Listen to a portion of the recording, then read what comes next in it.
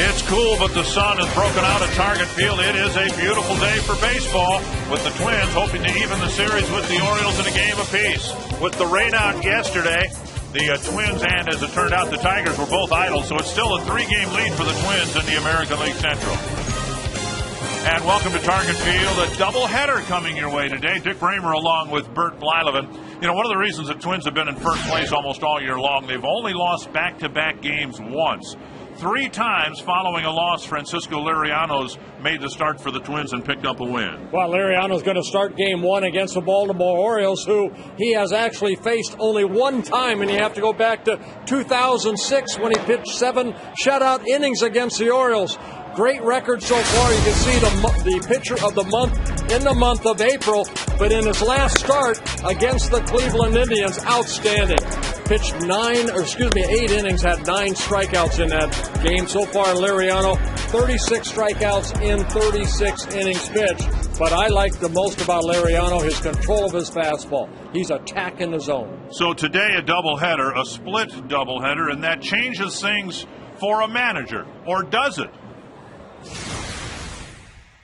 I just try to win each game. You know what, you can't let one game control the other. You just have to play them. You know, you play the first game and do whatever you have to do to win that ball game, and then you go to the second one. If you get thin in the second one, then guys are going to have to stretch out a little bit. But we'll play the first one and go for it and see what happens, and then move on to the next one. Well, like Artie said, you know, a doubleheader, 70% of doubleheaders are split. The whole Twins hope to win both of them. You got to win the first one, they say in baseball, before you can win the second one. They say that in a lot of sports. So they're going to play them one game at a time, is what you're telling me. Basically, yes. All right, well, we've got 2 games today, and when we come back, we'll show you the Whoppers of the week.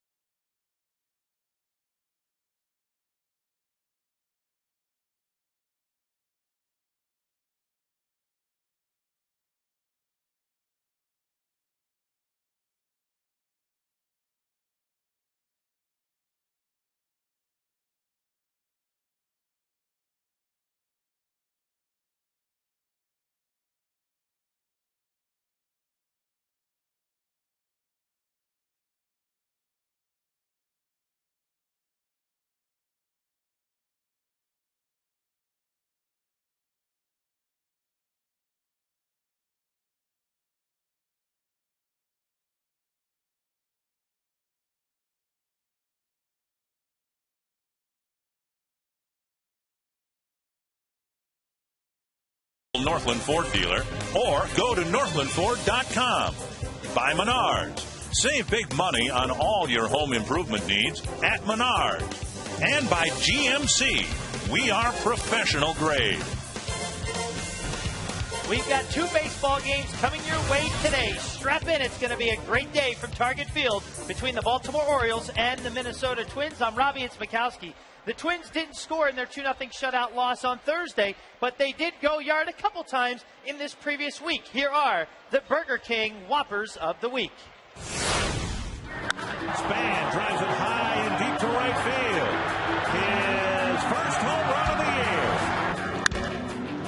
This one back and gone. A home run. A high drive to left center field. It's up and it's back and it's gone. Tomey with a blast to center. Home run. A high drive to left. And Kanair hits a 3-run bomb.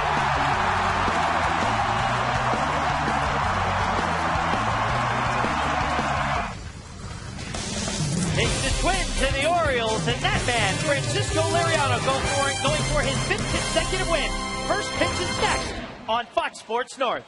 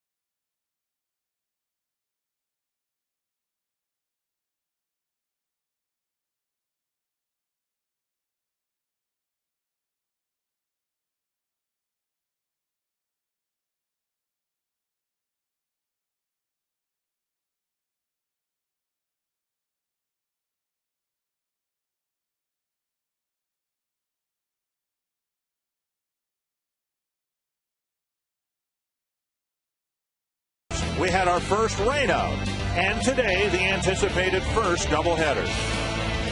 In Game 1, it's one of the hottest pitchers in all of baseball taking the hill.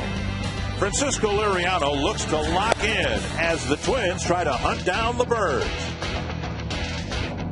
Climb on in and join us for Twins baseball next on Fox Sports North. You know, that wall was a lot higher than I anticipated. When I was younger, I used to be able to climb walls like that. Right. I almost killed myself. But then you found it.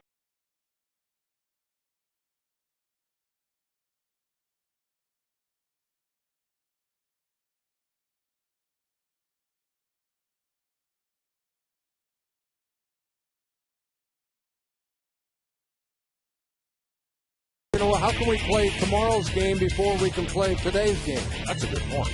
Here's the Menards batting order. Julio Lugo leading off. Adam Jones dropping down to second. Nick Markakis, Miguel Tejada, good career numbers against the Twins. Then Ty Wigginton, Matt Wieters, Garrett Atkins, Nolan Reimold, and Cesar Esturiz. So yesterday's game will be game 2, and this is game 1. That's right. Let's take a look at the scouting report on Francisco Liriano, who was actually supposed to pitch yesterday.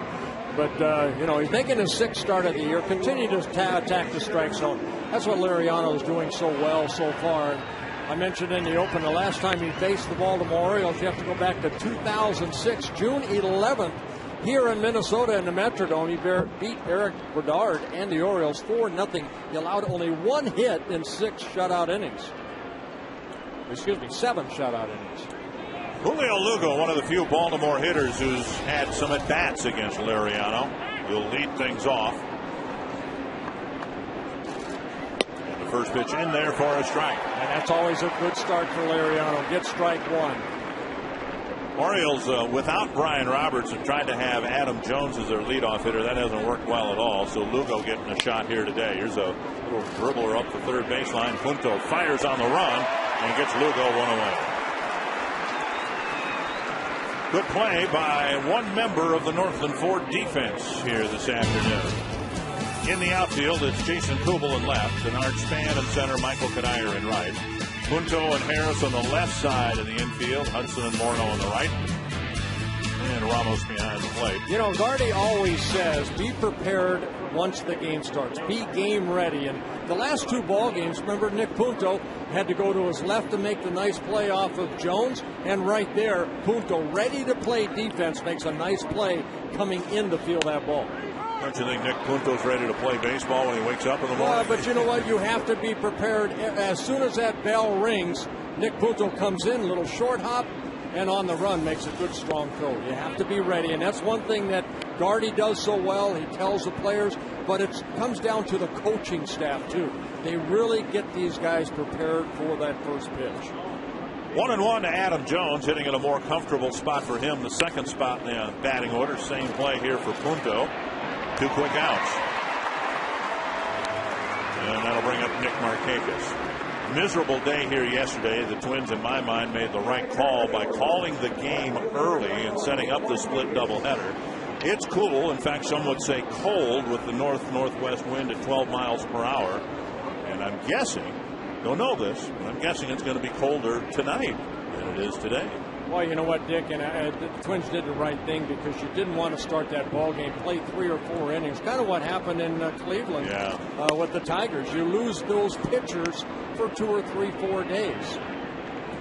Here's Markakis taking ball 1. How'd you like to be Grady Sizemore? He had a first-inning home run last night, his first home run of the year, and it was like a dream. It never happened. Up the middle, Hudson scoops. Hurry. And got him by a quarter step. 3 ground ball outs on a quick first inning for Francisco Liriano.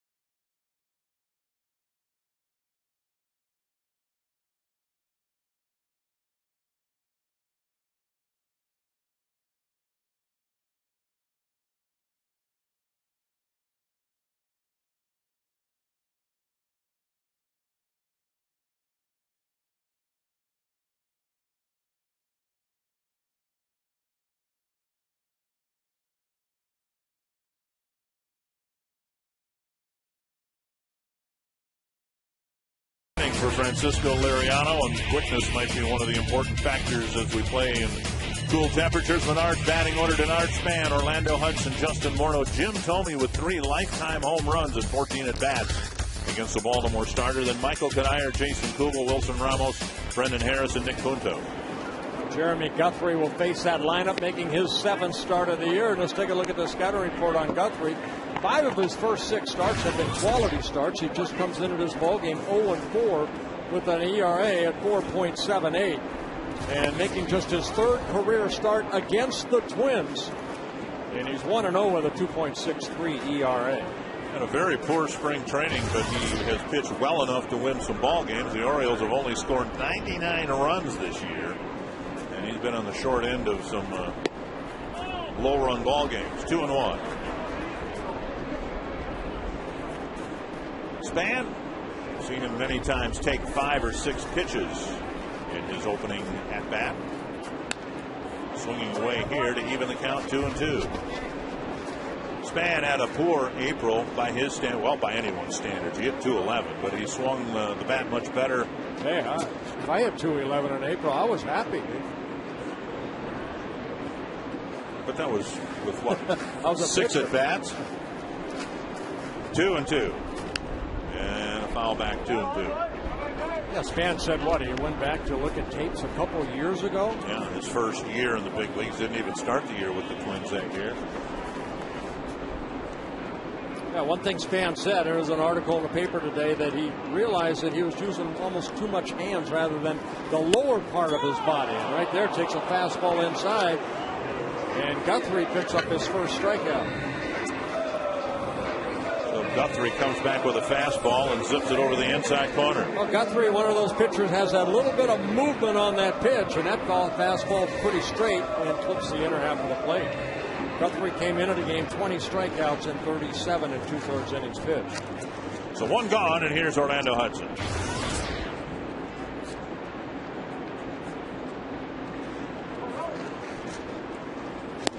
See so many teams, and the Orioles are one of them. They're having a tough time in the leadoff spot because of the injury to Brian Roberts. And then you look at the Twins, who actually have a 1 and a 1A hitting first and second. Span, the better base stealing threat to Hudson's base stealing ability. But you have Span with an on base percentage of .381 and Hudson at .366. So if Span doesn't get on, a pretty decent chance this guy's going to be on. That's where lineups complement each other, and this Twins lineup very well balanced. Now Hudson has never faced Guthrie before, so he's going to take off what he saw from Span's at bat and try to put it into this pitch right here, and Guthrie just misses with a breaking ball away. Broke it around the plate, 2-2.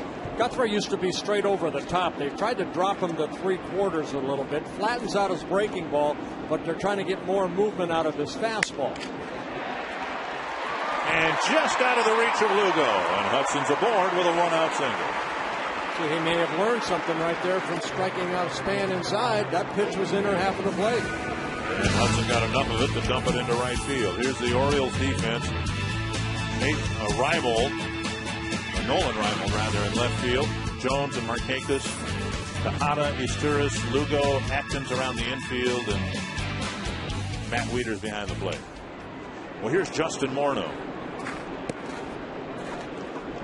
And on the subject of on-base percentage, no one in baseball has a better one than Morneau. A .492 on-base percentage and a .643 slugging percentage. At 26 walks that Justin has taken so far this year. He struck out 18 times. 3 for 9 lifetime against Guthrie with a home run. 1-1. I'm going to keep saying it until he forces me not to say it. He still hasn't hit a home run here. He's my pick to stick. I'd like to see it right here. How's that? That's a good call.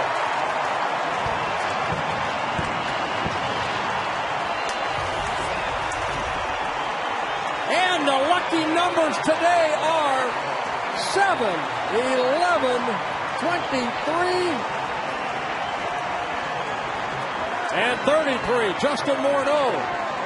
It's home run number 7 on the year. And he got me some points. Now maybe I won't be holding everybody else up in the pick the stick. And I don't have to say that he hasn't hit a home run at Target Field anymore. Everybody's a winner. Here's Tomey, and he takes a strike. Looked like a changeup right there, and Justin keeping those hands back nicely and got that ball airborne, and the Twins take an early 2-0 lead. Here's Tomey, my pick the stick entrant, and I hope he hits one here as well. 2-1.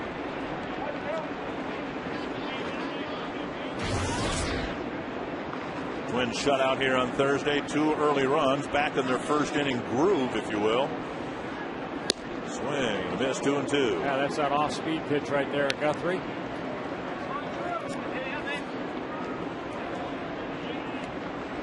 So thank you, Justin.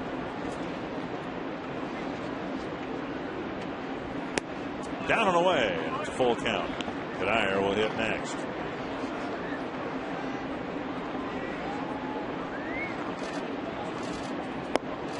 And Tomey draws a walk. Justin Morneau's 7th of the year, first in his new ballpark. It's a fastball right there down, and we've seen Justin. I mean, that ball down in the strike zone. I mean, he can go down and get it and then get it up in the air. Well, here's Kadire, who's hit all 4 of his home runs this year here at Target Field. Down and away, ball 1. They're going to beat it into the ground here today, but we saw Liriano get his team off the field in, what, 7, 8 pitches, something like that in the first inning. 7 pitches. And now here's Guthrie, who still only has 1 out, and he's thrown 22 pitches. And I mean, it's cold. It's going to be a factor, I suspect, in both games, the temperature on the field. Called strike 1 and 2. See, most guys will wear sleeves out there just to kind of keep the cold off of them. Guthrie, a guy that probably doesn't feel comfortable wearing sleeves because he has done right there. Guthrie in his 4th season with the Orioles. Good changeup right there, and he picks up his 2nd strikeout. Twins baseball is brought to you in Sony High Definition. Beautiful crowd here at Target Field. Partly cloudy skies, and just another advisory for those of you who had tickets to last night's game. You can use them tonight and tonight only. So if for some reason you can't make it, I don't think you'll have any problem getting rid of them. You know, Dick, there's not too many times we've seen the flags blowing the way that they do and actually blowing out to right field. Seems like always, you know, it's kind of blowing in or it's blowing toward left field. Right. Again, these are all the things I think the Twins are going to experience for, you know, the first time around. The wind, how it's going to come into play. Kubel lifts a little pop-up to the right side. Lugo, the outfield grass, ends the inning. A couple of hits and a couple of Twins runs. Another 2-spot for the Twins in the first inning.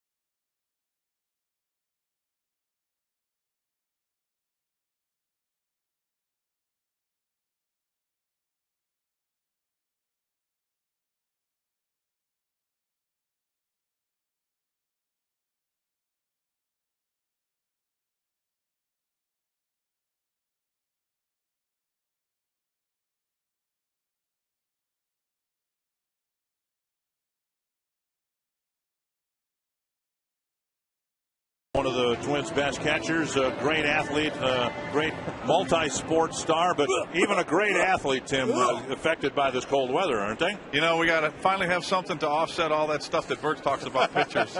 Just wanted to tell you, Dick and Bert, that it's actually pretty comfortable down here right now. It's not very cold. You know, with the kind of uniforms and the undergarments and the materials that these guys use these days, they're going to stay pretty comfortable today. The one thing that you are going to want to look for is between pitches, a lot of these guys, the position players, are going to have their hand in their back pocket. I'm sure some of them have hand warmers. The hands are the things that you need to keep warm today. Dick and Bert? You've had your hand in my back pocket for 12 years, but that's another matter. Down and in, a ball. You know, while Timmy's down there, I'd like to ask him one thing. Wilson Ramos caught Francisco Liriano in Cleveland in his major league debut. As a former catcher, Timmy, you feel a little more comfortable back there knowing what Liriano wants to throw in certain counts? Absolutely. It's probably one of the guys on the staff that he doesn't really have to sit down and have a whole lot of conversations with in between innings or even in the clubhouse before the game. He's comfortable with Francisco Liriano on the mound. It makes him more comfortable behind the plate. He knows what numbers he's throwing down. He knows how they're going to want to attack these Baltimore Oriole hitters. See if he gets a slider here. Paul Mauer did everything but beller it out. Yeah, Paul Mauer behind the plate almost went up right here. Watch this breaking ball inside. That's a good pitch anyway. Now 2-2 as he threw him a slider taken for what should have been strike three. Now a little pop-up short right field. Hudson out, Kadire in, and it's Kadire making the grab, one away. You know, one thing is Tim was talking about the temperature on the field, not that bad. On Thursday, I talked with Larry DeVito, the head groundskeeper, and he said because the forecast was going to be for colder weather, that after the game Thursday, they were going to turn the thermostat up on the field. Now, we all know that there's a heating element under the field. That's how they've gotten the grass to turn so green so early in the season.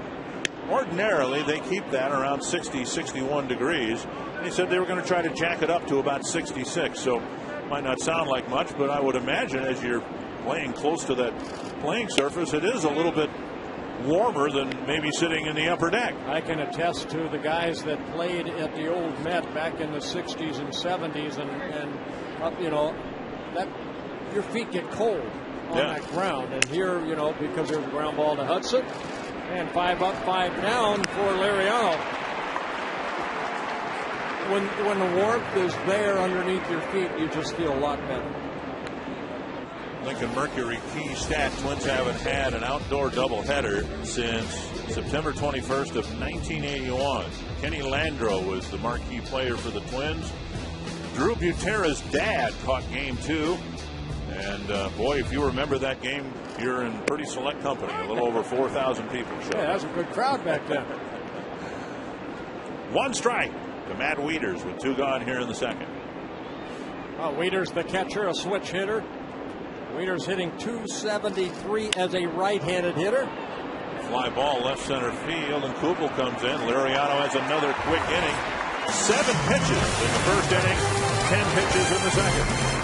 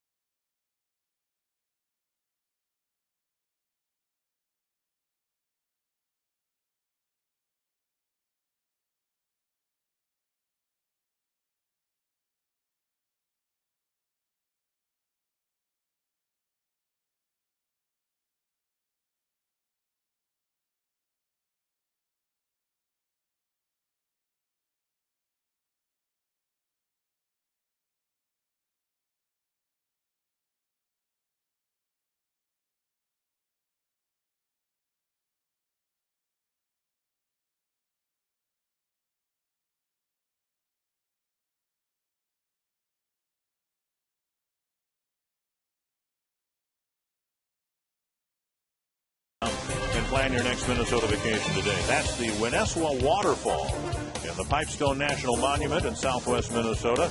The Winneswa Falls has been a sacred site for American Indians for many years. You look at that, you can't imagine that being in southwestern Minnesota, but it is. Wilson Ramos will lead off the second for the Twins. Bottom third of the lineup with Ramos, Harris, and Punto lined up to face Jeremy Guthrie. Ball one. Ramos, a couple of hitless games. And he takes a strike in Thursday's game. Ramos caught, went 1 for 4.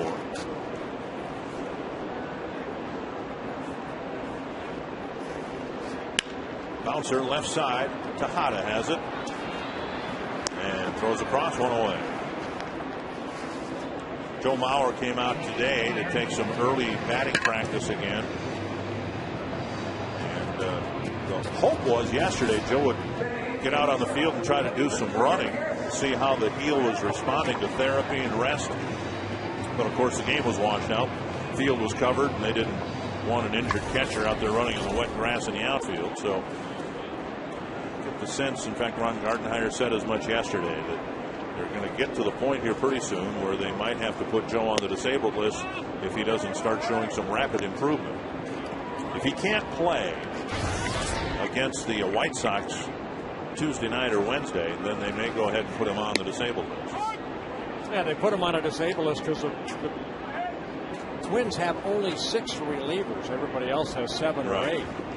But the way the starters have been able to go deep into the ballgame, the Twins have not really been affected that badly by the one less reliever. 1-1 to Harris. High and tight, 2-1. Harris getting the start at short. We've seen Alexi Casilla there a couple of times in the absence of J.J. Hardy, who hopes to get back soon. 3-1. Harris 2 for 7 lifetime against Jeremy Guthrie.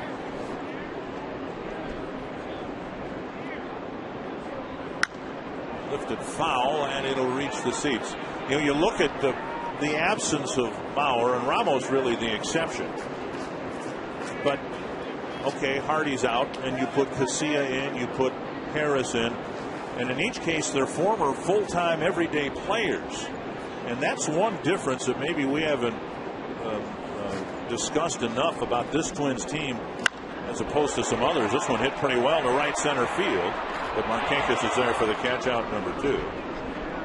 Punto coming to the plate, but first an offer to visit the official online shop of the Twins at twinsbaseball.com. Browse the largest selection of official gear, including the latest apparel, nostalgic memorabilia, and authentic classics for the whole family. Get your gear from the official source, the twinsbaseball.com shop, except no substitutes. You know, in years past, when a frontline player would go out, almost invariably, the Twins would replace that player with an unproven prospect. But here, Mauer's out, and the way they can juggle the lineup around, here's Punto slashing one to left. He's aboard with a 2-out hit. You know, Tony slides into the DH spot. Kubel goes to left. Young moves into the DH spot. Or Young goes to the bench. And there's just more depth, more veteran depth than we've seen in quite some time. Oh, you have Alexi Casilla. He can, be that type of player too. He has started before at the major league level. The only one's probably Drew Butera, the backup catcher right now. Right. Boy Smalley walking by and giving us some problems. Seat, please. Sit down. Light rain falling again here, and that's what we'll have here from time to time through this split doubleheader. Occasional showers, but nothing like the virtual all-day rain we had yesterday. Span at the plate, and he takes low, ball 1. I never did see a snowflake last night, though. I stayed awake till 10:30, 11 o'clock, and I never saw a snowflake. Tony in our booth says he saw them, but Tony sees a lot of imaginary things. Close, but Punto's back. A quick move right there by Guthrie. Punto with a couple stolen bases in 2 attempts. The Twins so far on the year, 16 out of 19 successful stolen bases. Bernard Span leading the Twins with 7. just off the plate, 2-0. Leaders behind the plate, pretty strong arm. Guthrie with that slide step. Jerry White helping Punto out at first base. Not a bad opportunity right here, maybe for the Twins trying to get Punto into scoring position. Well, he'll get there if Guthrie fails to throw a strike here. Span now with a 3-0 count. It hasn't been walks that has hurt Guthrie this year. Again, 5 of his 6 starts have been quality starts, and a quality start again is when a pitcher pitches 6 innings or more and gives up 3 earned runs or less. He just hasn't had a lot to show for it. 0-4 with an ERA just under 5. 8 walks coming into the ballgame in 37 2/3 innings pitched. 3-1 and time call.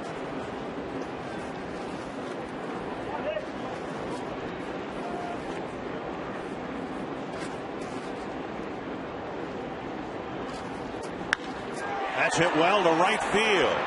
And Markakis retreats to make the catch for the 3rd out. So the Twins get a 2-out single from Punto and lead 2-0 after 2.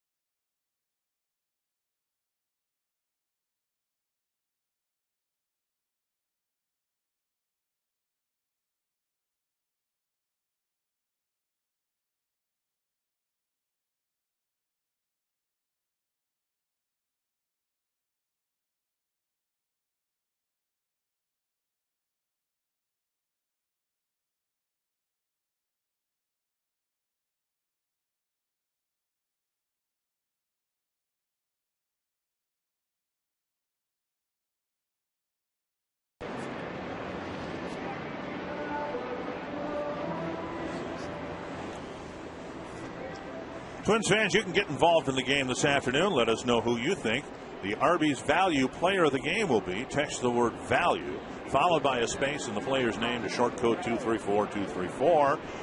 And Nick Punto with 31% of the vote. It's the 2nd straight day. There's a lot of Nick Punto fans out there. Where's Justin? I think it's just that little dribbler that started the game, and you made a big point about being ready to play the game right away. Where is my 2-run home run guy, Justin Morneau?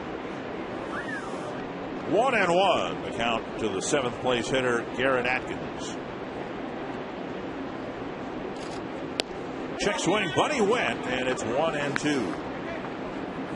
Atkins has never faced Liriano, coming over from the Diamondback organization where he spent 7 years with the Diamondbacks. Here comes Justin. And there's a slider and Liriano's first strikeout. Well, again, he attacked the strike zone with the fastball, the changeup, and then when he gets 2 strikes, that's a nasty pitch right there. Good tight rotation underneath the swing of Garrett Atkins. You know, the other teams that Liriano has faced this year have a benchmark or a reference point for Liriano. Either some hitters having faced him in 2006 or last year. But this Oriole team has just 3 players that ever faced him. And faced him, they did, but for a different team. Isturis, Lugo, and Tejada have a handful of at-bats against him, but not with the Orioles. So they're, in essence, seeing him for the first time. Again, he has the only other start that Francisco Liriano is a ball that hits the 3rd base bag and caroms into left field.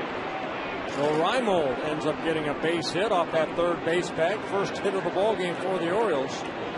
And that's what Liriano did back in 2006. He gave up only one hit to the Orioles in 7 shutout innings. Not much you could do about that. Nick Punto was over there in case that ball did not hit the bag to make the play. Had a play a few games ago where Punto fielded one that looked like it hit right on top of the bag and bounced to him in Cleveland. So the first hit off the third base bag, and here's Cesar Izturis. Lifted foul over the Twins dugout. Izturis, a switch hitter, hitting .261 as a right-handed hitter, .204 as a left-handed hitter, hitting .221 overall.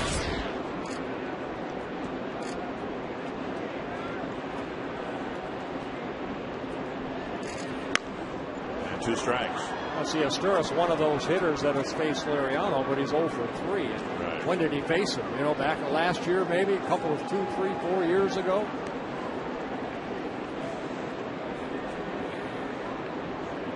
Two strikes. Liriano's got 4 ground ball outs. See if he can get one here, or whether he goes for the strikeout. Slider hooked foul. If Izturis was going to make contact with that, there really wasn't much he could do other than ground it foul.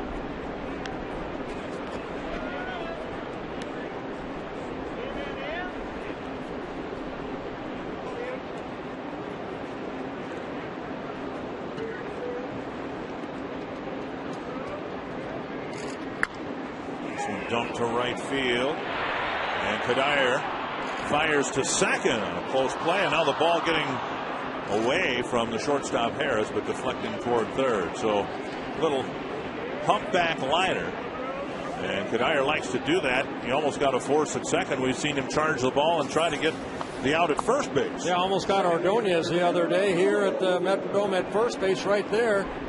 Reimold had to kind of hold up, and then once he saw that ball fall, Kadire with a strong arm tries to get the force out at second. Not too many times I've written down 9-4 or 9-6 force out. That would have been a nice call. Here's Julio Lugo, bounced to third his first time up. 2 aboard, a couple of hits for the Orioles with 1 away here in the 3rd inning. And he bunts it foul. The Orioles have really been crippled with the injury to Brian Roberts, who has been their catalyst for several years. They're not sure when Roberts is going to join them yet this year with some back issues. They acquired Lugo from the Cardinals, but almost all of Lugo's $9 million contract being paid by the team that signed him to that contract, the Boston Red Sox. So you've got one of those curious situations with the Orioles sweeping the Red Sox at Fenway Park last weekend. And the Red Sox were paying Lugo to help beat them. This one lifted to right. Kadire can't make this play. So 3 straight singles.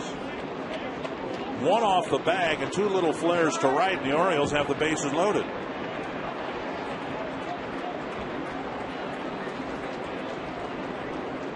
And now Adam Jones. So it's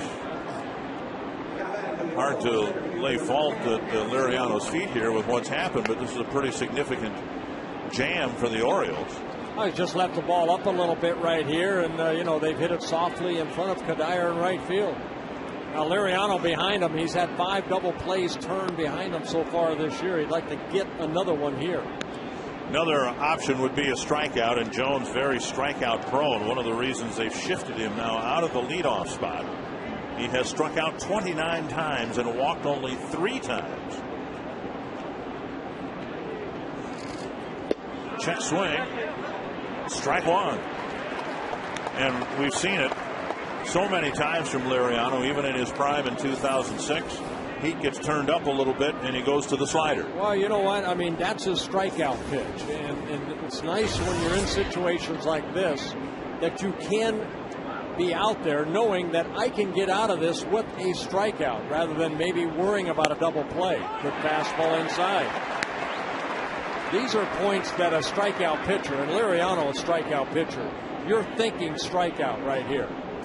The inning started with a swinging strikeout by Atkins on the slider. We'll see if Liriano wastes a pitch or goes after him here. He's going to go right after him. Watch Ramos go down and in. A little short pop-up. Infield fly rule might be called. Never is called because Harris never got in position where he was squared up to the infield. But as good as a strikeout, a pop-up for out number 2. Oh, for sure. I mean, he went to that slider down and in, ahead in the count. He got that ball down and in, and all Jones could do is just kind of drop the barrel of the bat and popped it straight up. Good location right there. You can see inside off the plate, Harris making the catch, and the bases will remain loaded. Now 2 outs. And Markakis at the plate. Lefty against lefty. Markakis busted his bat and hit a roller to Hudson his first time up. You had it with your curveball. A pitch so devastating and so dominating that a hitter could know it was coming and still not be able to do anything with it. And I think that's what we just saw from Liriano and the slider. Jones knew the slider was coming, and all he could do is hit a weak little pop-up. And that's the benefit right there of being a pitcher like Liriano, to get the strikeout when he knows he really needs to try to get one. 1-1 to Markakis. And I'm going to use Blackburn for an example. Blackburn's not a strikeout pitcher, so in that situation, he's looking ground ball. I've got to throw that sinker and get that ground ball, where Liriano's saying, you know what, I've got a chance to get a strikeout here on a couple good pitches. Markakis doesn't chase, and it's 2-1. This guy's a good hitter right here. Nick Markakis, in his 5th season with the Orioles, a career .298 hitter. Hitting .312 coming into the ball game. And he's going to dump a base hit into right center field. It's going to tie the game. So 4 singles for the Orioles and a big 2-out hit for Markakis to tie the game at 2. Well, Francisco fell behind 2-1. He came in with a fastball, and Markakis, again, this guy's a good ball player. Someone that, in that Eastern Division, you think of the Yankees, you think of Boston, you forget about a Nick Markakis. Yet to make an all-star team, but his time's coming. Just fought that ball off and got it into short center. Now with 11 RBIs on the year. Kind of a frustrating inning here for the pitcher and the catcher, Tim Laudner. Dick, I just of the first 3 guys that got on, nobody hit the ball hard, and that's a situation, Bert, you and I have talked about this before, where I want my catcher to go out to the mound and settle my pitcher down. Nobody hit the ball hard. Even the ball that Markakis just hit wasn't a hard hit ball. I want my catcher, my young kid, to go out there and learn something and say, hey, settle down. Let's take a little breather right here. Let's go get this guy. We got 2 outs. Let's get out of this inning. He dumps one in there. Now we got to do the same thing to Tejada here. Well, he made some great pitches, Tim, right there to Adam Jones. But then right there fell behind, and Liriano came in with a fastball that Markakis just fought off. Absolutely, Bert. Now we got a couple of guys here that we want to be a little bit careful with, but you know what? With the stuff that Liriano has today, we're going to go right at Tejada and Wigginton. 1-1. And now low, 2-1.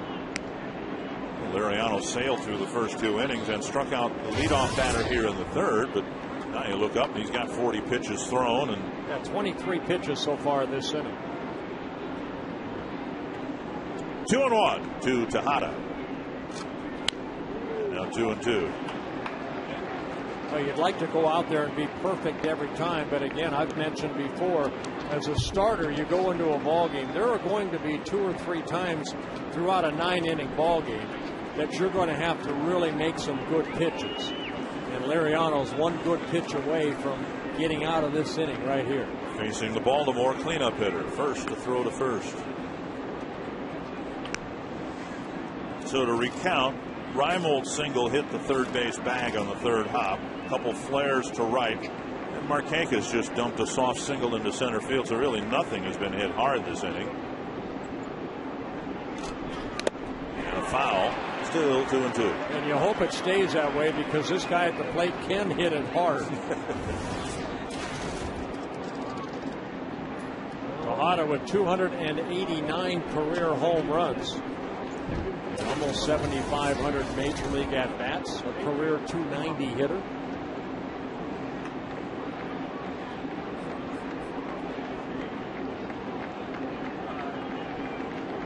Another 2-2 to Tejada.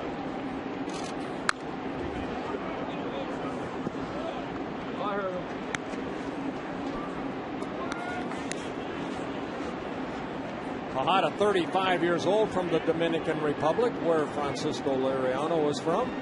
6-time All-Star. MVP for the Oakland A's in the American League back in 2002. Tejada's fouled off fastballs and sliders. Don't know that he's seen the changeup yet. Fastball and a little pop-up to Hudson that should end the inning. 4 singles and a couple of runs for the Orioles. We're tied at 2.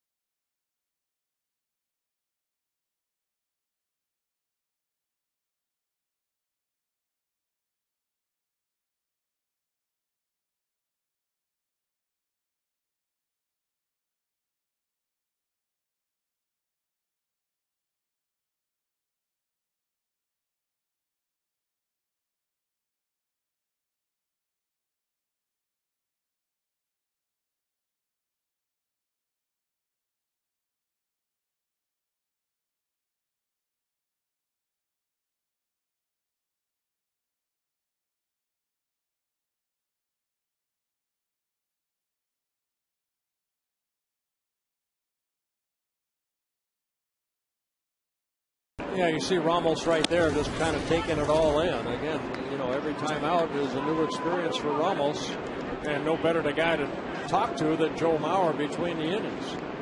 1 strike to Orlando Hudson. And now a foul, 2 strikes. And they'll sit and chat about it for a while. I like to see that. That's one thing Tim Laudner and I did a lot of between innings, and Lodge can attest to that. I made sure that Laudner sat right by me on the bench. Had to be a lot of fun for Tim. No, he didn't enjoy it, I'm sure. No, I enjoyed every minute of it, Bert. Hard hit up the middle behind the mound. Usturis throws Hudson out, 1 away. Time for the Coors Light Cold Hard Blast. Well, it came off the bat of this guy right here, Justin Morneau, in the first inning with Hudson at first base. Justin Morneau got a pitch down and hit home run number 7 of the year. Gave the Twins a 2-0 lead. I know Tim's mic is still open. Tim, it's important, at least it was for me, to have good communication with my catcher, not only before the ball game, but especially during the ball game. That's absolutely vital, Bert. You have to talk about it in between innings. You know, you may not have the best feelings going out to that mound every day. You got to go with your best stuff. You got to go with your best instincts. Talk about what hitters that you want to make sure that you go after, what guys that you don't want to beat you, and the communication about that starts right there on the bench. Hey guys, how much of the time spent in this half inning would be spent looking forward to the 4th inning rather than looking back at the 3rd?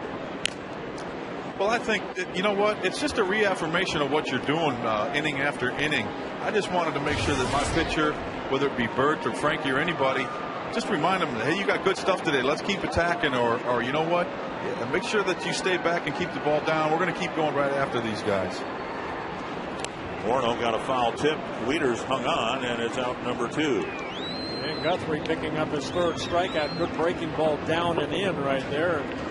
Justin swinging through it, and Wieters as that ball kind of stayed in his glove. Take a look right here at the tip of the glove, and he's showing the home plate umpire, hey, I have it. I caught it in the air on the foul tip. Here's Thome, who walked in the first inning, and he takes a strike in the outside corner. The reason I asked that of Tim is you're always talking about, hey, you can't do anything about the runs on the board. You got to look forward and you know, figure out a game plan to get the next hitter out or get through the next inning. Right.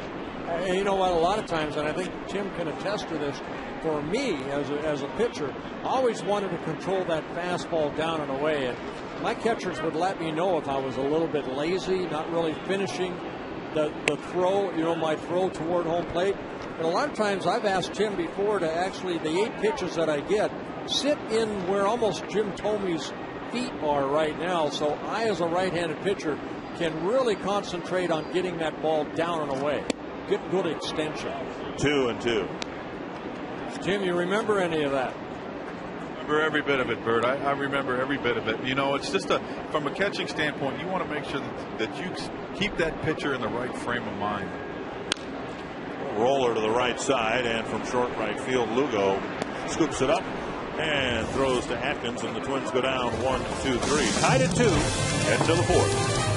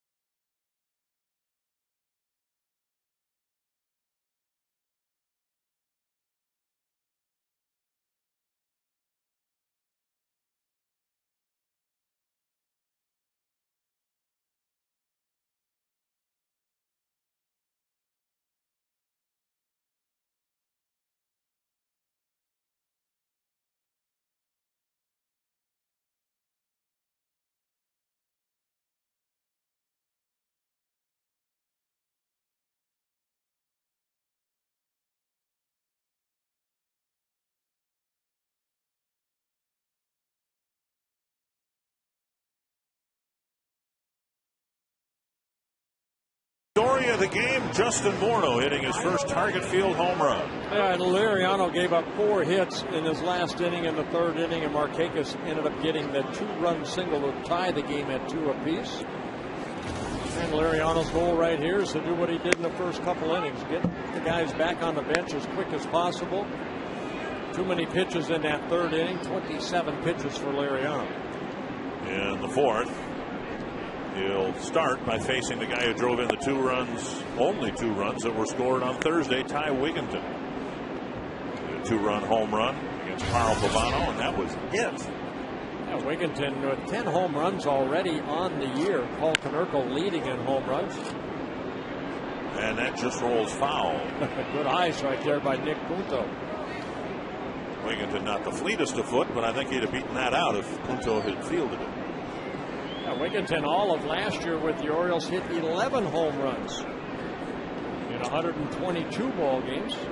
Second in the league to Paul Konerko, who's missed the last couple of games with a stiff neck for the White Sox. White Sox lost in extra innings to Toronto last night. Well, you watch the rotation of that baseball, and that's what Nick Punto's watching right there, is it just keeps going foul. It stayed fair. Wigginton might have had a double. I don't think so. 1-2. He takes the slider to even the count. The run scoring hit by Markakis, an important one, because the Orioles have been 0 for their last 21 with men in scoring position. Missing inside with the fastball. Now on your screen, we've seen Liriano consistently clocked at 92 with 1 or 2 fastballs at 93. Fox Strikes brought to you by the Minnesota Department of Public Safety. Buckle up and get home safely. And there's a strikeout to start the 4th. Boy, nasty slider right there. Liriano picks up his second strikeout. On a 3-2 pitch, I'm sure Wigginton saying, please throw me a fastball. Instead, Liriano has as much confidence in that slider and the changeup as he does the fastball. Good breaking ball right here. And a great location. Here's Matt Wieters at a fly ball to left his first time up. He takes ball 1.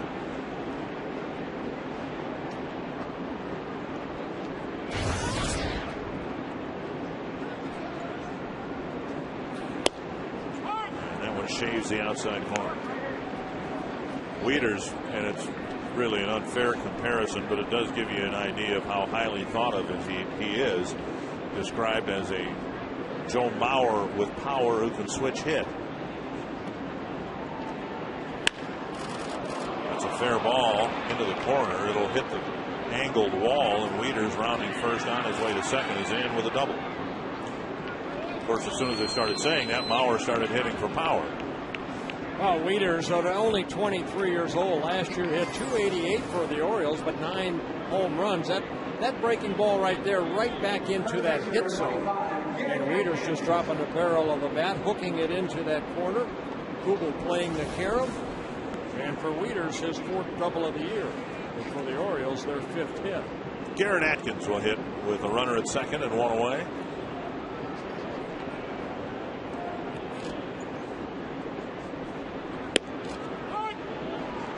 Changeup to hit the outside corner.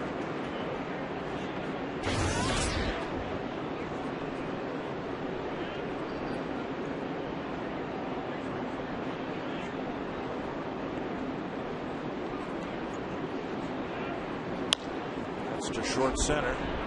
Span comes in, makes the catch. Twins have a scheduled off day Monday and Thursday, but an unscheduled one coming because of the rain out yesterday. Well, I came here for a little bit and checked on everything here and made sure it was okay. Then I went home and honeydew list. Put a TV on the wall in the workout room. That's what my wife had me do. She was gone, so she expected it to be up. By the time I got back, well, rain out gave me time. Can't afford rainouts. Cost me a TV. Yeah, Carol had the old honeydew list right ready. How about you? What'd you do? Gail and I just relaxed yesterday. Yeah? How about yourself? Well, I tried very hard to talk my daughter out of her ticket to the Taylor Swift concert. And that having failed, I just spent a quiet night at home. I thought, what a great opportunity for me to go see Taylor Swift. She's already seen Taylor Swift, so she'd be more than willing to yield her ticket, but that wasn't the case. So 1-1. To Nolan Reimold. Fly ball to the right field corner, chased by Kadire, and it's back into the seats. I mean, really, how many times would you need to see Taylor Swift? Wouldn't you think once would be enough? Apparently not. I was asking the people in the truck who she was. You don't know who Taylor Swift is? I'm sorry, I do not. So you're more into boy bands, aren't you? I wish I was into music that much. My wife Gail is into music. Yeah? I like Law and Order. 2-2 to Reimold. His ground ball that hit third base opened the door for the Orioles. They backed it up with 3 more hits and a couple of runs last inning. Fastball just up and away. And that's a full count.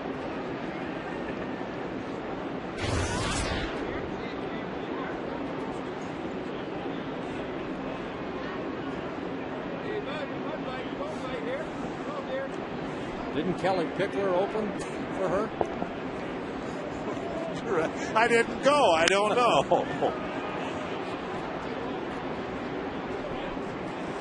I had to ask the drunk who Kelly Pickler was.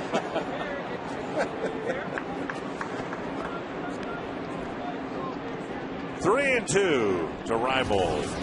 Liriano trying to strand Wieters at second base and keep this a tie game.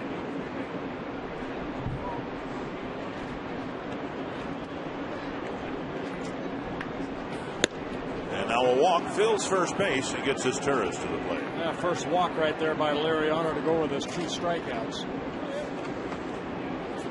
This Oriole ball club, they have some guys with some power. Reimold last year, 15 home runs. Atkins hit a lot of home runs for the Rockies. Wieters, we talked about his potential power. Wigginson with 10 home runs. Tejada, Markakis. So then the hope was that, you know, somehow it would all come together. These guys would improve their numbers, and so far it has not happened. The Orioles have the worst record in the major leagues right now. Liriano misses ball 1. Yeah, I think, you know, I mean, the Twins, you don't take teams like this for granted because you know the talent is there. Dave Trombley's still waiting for that to happen a little bit. 1-0 to his Turris, and now 2-0. Well, you need to consider, I think, who they lost to. I mean, they've had 2 series with Tampa Bay. The Rays have the best record in the major leagues. They've had 2 series with the Yankees, and the Yankees have the second best record in the major leagues. Liriano can't flag it down, and it'll dribble into center field, and the Orioles will take the lead. Liriano reached for it, couldn't snag it, and for that matter, neither could Harris. Turris picking up his second hit. He dropped the base hit in front of Kadire last inning, and right here taking a pitch right back up the middle. Liriano went down to try to get it. It got by him. Watch Liriano's reaction. And then Harris trying to just knock it down to keep the runner at third. But instead, Wieters ends up scoring. And the Orioles take a 3-0 lead. Rick Anderson, a quick trip to the mound to talk to his left-hander.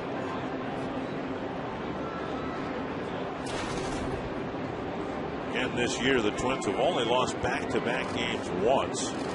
3 times Liriano has gotten the start for the Twins after a loss and picked up the victory. So he's been a big part of this Twins season so far in terms of not letting any losing streaks develop, and that's one of the definitions of an ace. Well, you try to stay away from that big inning. He gave up a couple runs last inning. Now with 1 run on the board, it's a big out right here for the Twins and Francisco Liriano. They'll go with a grounder to third and a single, and ball 1.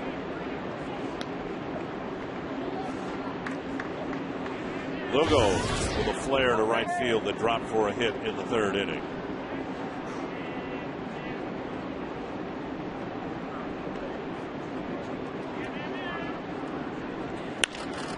Into left field, the base hit. Reimold being waved around. Kubel's throw to the plate. Coming through, and a run scores. It's 4-2 Baltimore. So a sharp single to left, and the Orioles get another big 2-out hit. All 4 of their runs have scored on 2-out hits. Yeah, Lugo picking up his second hit and his first RBI as a Baltimore Oriole. Liriano needed 17 pitches to retire 6 outs in the first 2 innings, and now 50 pitches here in this 3rd and 4th inning. Throw a little bit on the infield side, and Reimold scoring the second run for the Orioles. They take a 4-2 lead. Here's Adam Jones, ground ball on a pop-up. Ball 1. All year long, Liriano's given up just 6 runs, and now here in innings 3 and 4, the Orioles have strung together some hits to score 4 against him, and he's still not out of a situation here in the 4th.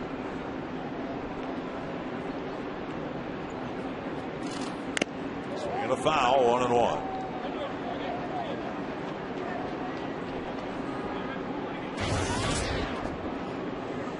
The Orioles were swept by the Yankees and did not get 1 hit with men in scoring position in the entire series. And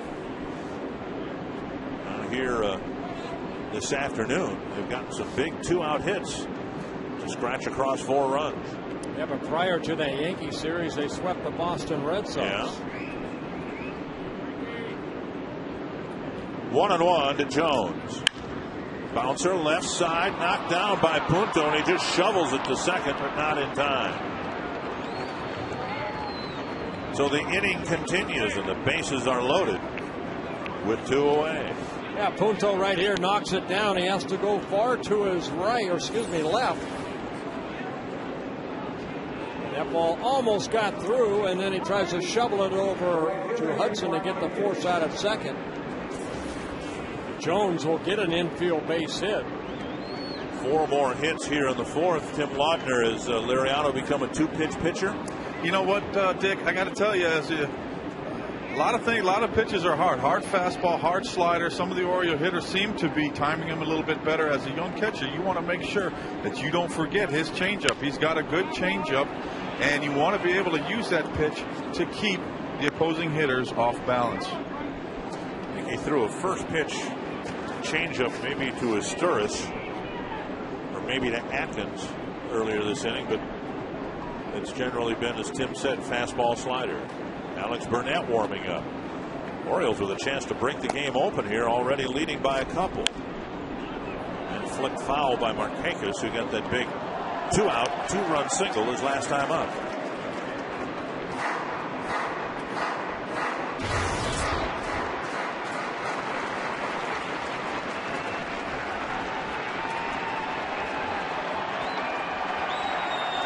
Sun breaking through here, and Liriano hopes to finish off Markakis and the Orioles. The breaking pitch, down and away, 1-2. How do you lay off that pitch with 2 strikes? Again, this guy, very good eye at the plate. A little bit of an open stance, Markakis. See the bases loaded, 2 outs.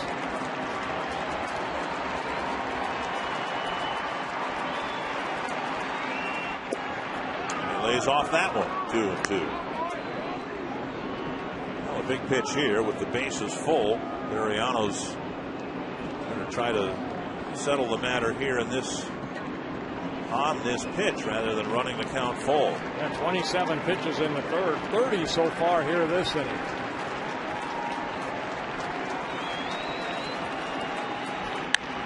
Up the middle and knocked down. Great stop by Hudson. And he keeps it from being a 2-run single. But it is a hit, and it scores another run. And now Hudson trying to flex that right shoulder. He hurt himself trying to make the stop on this play. Well, he saves a run right here for sure. Markakis getting an RBI, his 3rd of the ball game. Great job by Juan Samuel, the 3rd base coach, telling the runner to stay at 3rd base, and that being Lugo. Gene Lamont in the Detroit series will be unable to stop the runner, and Hardy with a key play just before his triple that ended up putting him on the shelf for a while, overrunning 3rd base for the final out of the inning. Well, the inning continues, and the Orioles with a 2-run 3rd and now 3 here in the 4th. 5 hits and a walk after Liriano struck out the first batter he faced, Wigginton. Line to Morneau, hardest hit ball perhaps of the whole inning, and it's the final out of the 4th. 3 for the Orioles, and they lead by 3.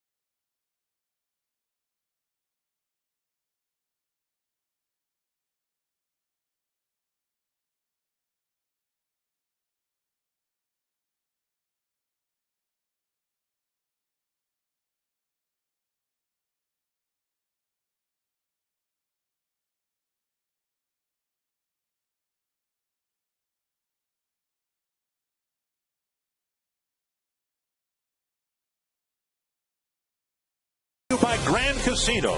The best stories start here. By Lincoln Mercury.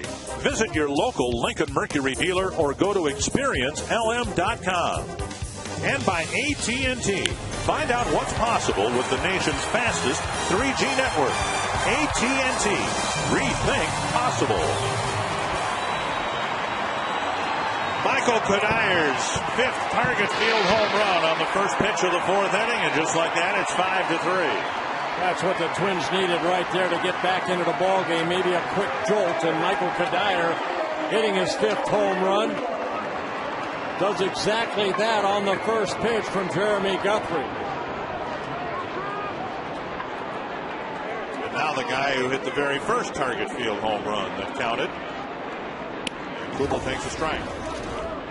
Denard Span hit an exhibition home run here. Kadyr's 5th of the year. It's 5-3. And now inside, 1-1. Kubel with a pop up to second his first time up.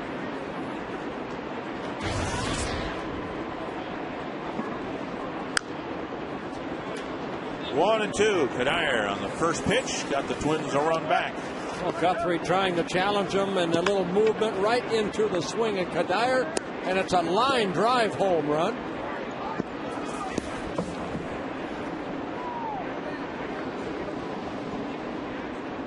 And now Kubel lifts it down the right field line. Just kind of scooped it out in front of his feet and pulled it into the seats. Still 1-2. You know, it's hard to identify anyone here with the Orioles who would be an ace. Mattis is very good, and the Twins are going to have their hands full on Sunday. A roller to the right side, picked up by the first baseman Atkins. And Guthrie there for the first out. You can submit a question to us online or offer up a comment at carsoup.com/baseball. Diane Benson Medina. Did the Orioles have 4 20-game winners in a season? And who were they and when? Well, they sure did. 1971, Jim Palmer, Dave McNally, Mike Cuellar, and Pat Dobson. Pat Dobson, I think the name that a lot of people forget about. Right. And with the passing of Cuellar about a month ago, Jim Palmer, the only one of that quartet still alive. Still announcing games for the Orioles.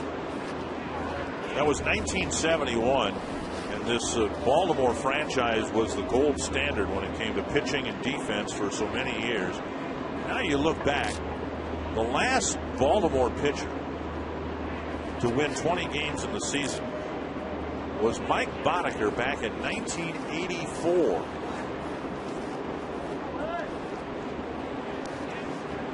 One and one to Ramos. Pop up near first base, and Atkins in foul ground with the catch, two away. Harris to the plate, but before he gets there, for the second straight year, Major League Baseball and People Magazine have teamed up to identify everyday All-Stars and salute their efforts during the Midsummer Classic. Go to peopleallstars.com and nominate an All-Star from your community. Nominations must be in by May 14th. Go to peopleallstars.com and submit your entry. Yeah, the Orioles were, they were known for pitching and defense, and especially in the 70s, late 60s. But you'd have to think of an Oriole pitcher that was the most consistent as of late. Probably have to go to Mike Mussina. And he never won 20 until the very end of his career with the Yankees. Now, the Orioles, were in the playoffs in the late 90s. But they did it mainly with a pretty awesome offensive attack.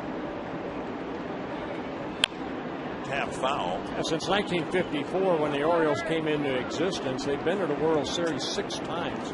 They've won 3 times. They lost twice to the Pirates back in 1971 when they had the 4 20-game winners, and then to the Pittsburgh Pirates in 1979. And I was part of that ball club. A couple of hops and then a roller, as it turns out, to the third baseman. Tejada throws out Harris. Twins are done in the 4th, but they get one back on Michael Kadyr's 5th home run of the year.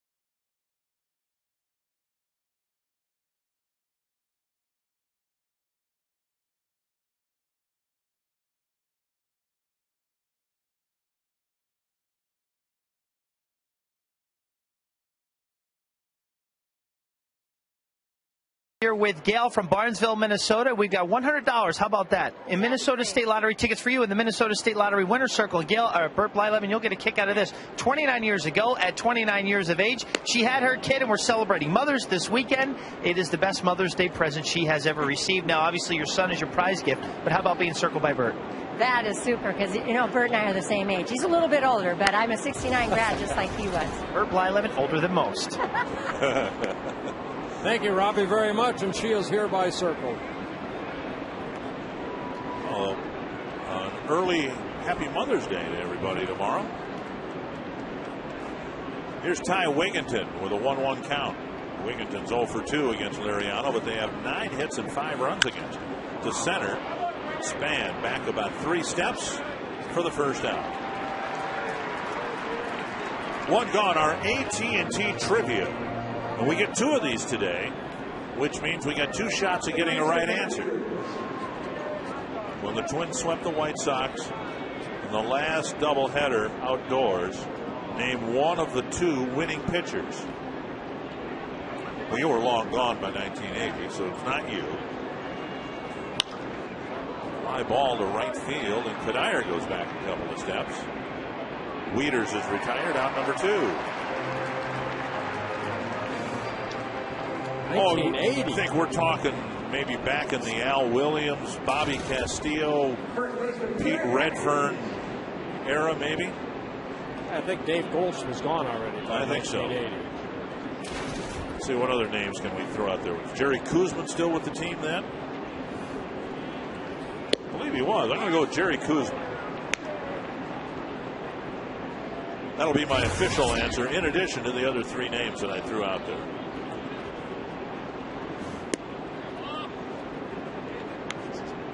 I think the rules for the trivia question are about as liberal as they are in the pick the stick. What about Greg Zahn? Remember Greg Zahn, the lefty? Or Jeff Zahn? Jeff Zahn, Greg's brother.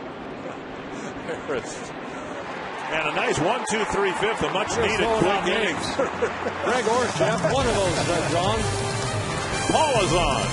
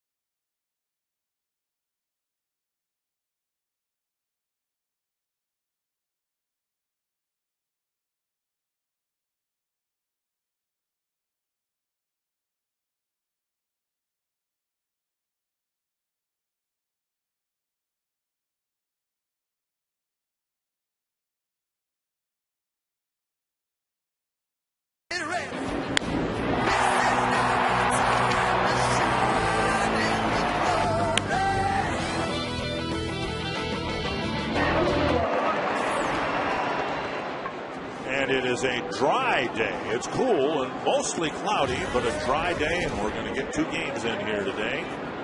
Orioles beat the Twins 2-0 Thursday night. Nick Punto leading off the 5th for the Twins, down a couple of runs again here this afternoon. 1-1. Yeah, Punto got a fastball away his last at bat against Guthrie and lined it into left field for a base hit. A roller to second. And Lugo throws Punto out. Mother's Day is tomorrow, and the Twins will be home to host the Orioles in an afternoon game. The first 5,000 female fans will get a pair of Mother's Day earrings. To get to the ballpark early, you can log on to twinsbaseball.com or call 800-33-TWINS and check it out for available tickets.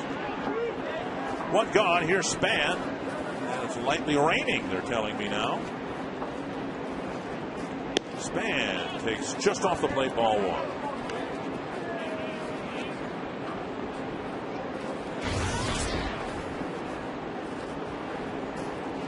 One and 0 to Span. Fly to center. Jones has a routine play. 2 down. Tim Laudner, any guesses on our trivia question? Who would have won both ends of a doubleheader against the White Sox in 1980? You know, I didn't come up till a year later, but I'm going to throw out Darryl Jackson or even Roger Erickson. Those guys were pitching some pretty good baseball back then. I'm going to throw those names out at you and see if any one of those sticks. What about the Dutchman, John Van Hoeven? Johnny Verhoeven. I caught Johnny Verhoeven too. He was a reliever, wasn't he? Kind of a side-arming reliever. Yeah, it doesn't mean that starters. This was another era, Bert. This was 1980. Starters finished what they started back then, didn't they? Okay. 1-1 to Hudson.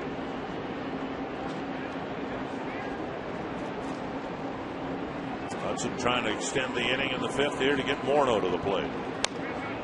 1-2. We're talking about the Orioles really don't have an ace like McNally, Cuellar, Dobson, Palmer. Any of them would have been an ace having won 20 games. The best qualification Guthrie has, he's the only guy last year for the Orioles who pitched 200 innings.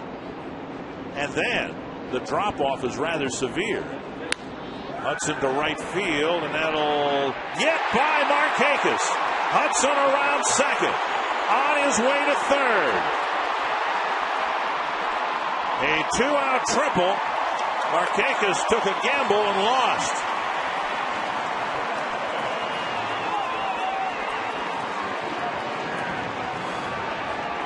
I never got upset at my outfielders when you try to make plays like this. Breaking ball down. Markakis comes in, comes up a little bit short. We saw Michael Kadire do this here the other night, and the ball got by him, and Hudson with 2 outs. It's a triple, his third triple of the year. Excuse me, his first triple of the year.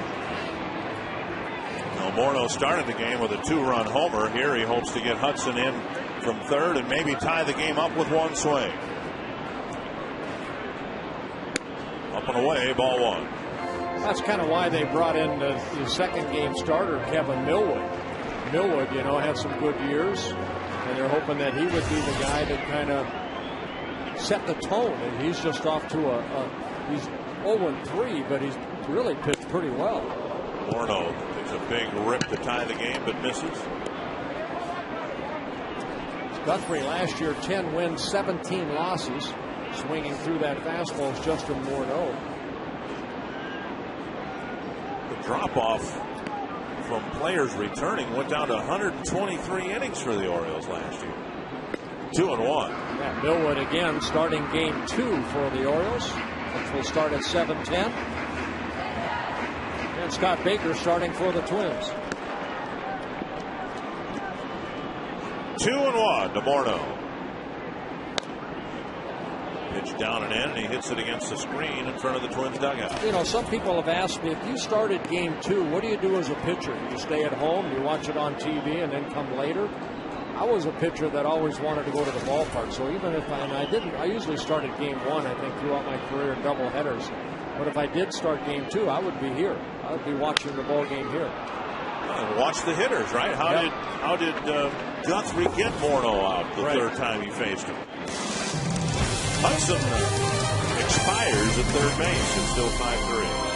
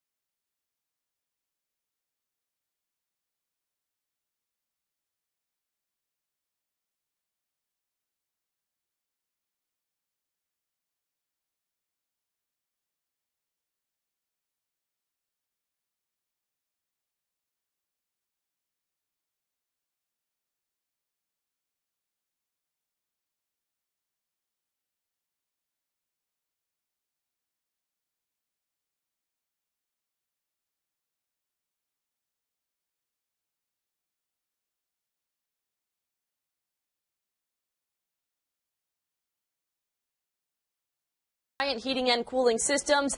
Game 2 of our doubleheader tonight. Coverage begins at 6:30 p.m. Still chilly. Skies will start to clear, though. Temperatures only into the upper 40s. We can play in that, can't we? Oh, we're sitting in a booth that has heat. I got my nice warm coat on here. That's a nice jacket you have. It's a parka. Not a jacket, it's a parka. I mean, look at this thing. It goes all the way down to my knees. It's very nice. Nice and warm. Mm-hmm. Where'd you pick that up at? I got it at the Twins Pro Shop in Ridgedale. Called third strike. And Lariano picking just up his third strikeout of the ballgame. He came in with 36 strikeouts and 36 innings pitched. Goes inner half of the plate, and that fastball, called third strike. You know, you and Timmy were talking about Wilson Ramos going out to the mound when things were getting a little kaflooey for Lariano, some base hits strung together and all that. I would think, and this is just a fan speaking, it would be hard for a young catcher who's catching in his 5th major league game to play that role against a veteran pitcher. And you must have had so many younger catchers than you. My God, you pitched till you were 53 or whatever. But like Jamie Moyer. Like Jamie Moyer. Yeah. But it has to be tough, isn't it, for a young catcher to go out and have a calming chat with a veteran pitcher? No, not at all. Not at all. I mean, the Twins have one right here. There's a pop-up right here. Justin's going to catch it. Hopefully right there for the second out. But, these guys are up here for a reason. Or Drew Butera. I'm going to feed off of him, and he's going to feed off of me. See the pitch count right there for Lariano at 89 pitches. So by our account, he has been working in that off-speed pitch, 17%. 2 down, and here's Lugo. I just remember Bob Gibson in his line to Tim McCarver when McCarver came out to settle him down somewhere in the mid-60s, up the middle, and a lot of the Oriole hits have been right over the mound. Lugo's aboard with his 3rd straight hit. And Gibson reportedly said, must have been true because McCarver said it, Gibson apparently told his catcher, the only thing you know about pitching is you can't hit it. Yeah, that's not a good relationship while the game's going on. That's not what you want. The day you pitch, your catcher and yourself, it's almost like you want to be tied together. You want to be thinking the same wavelength. You don't want to bring your catcher out and say, hey, the only thing you don't know about, pitching is you can't, or the only thing you know is you can't hit it. That's not good. And then to make it completely ironic, the Cardinals now have as their pitching coach a former catcher, Dave Duncan. A very good pitching coach. Now, see, if I'm Tim McCarver, I go back whoever the hitter is and say, fastball away.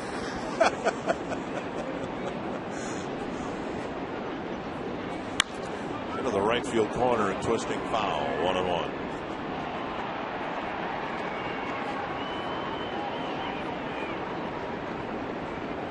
Well, Tim Lautner was just a fairly young, inexperienced guy. He'd been around, I guess, a few years when you resurfaced with the Twins in '85. Yeah, I had some very good pitchers. Tim Laudner, Mark Salas was here. Of course, Sal Butera, Tommy Nieto. Nieto now the AAA manager for the Twins in Rochester.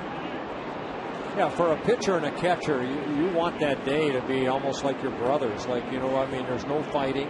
Good brothers. You just go out and you hope that everything that you want to put, what Ramos puts down, Lariano agrees with. 1-2. Saw Steve Little right there, the bench coach. He's looking at third base coach Juan Samuel to see if he can pick up certain signs, and then he'll relay what he sees. Maybe a hit and run situation, maybe a stealing situation. Lugo, good speed. He stole a base here on Thursday night. And a couple throwovers. So maybe, Steve Little seeing something. Maybe anticipating maybe an early jump from Lugo. So Ramos right there looking at bench coach Steve Little.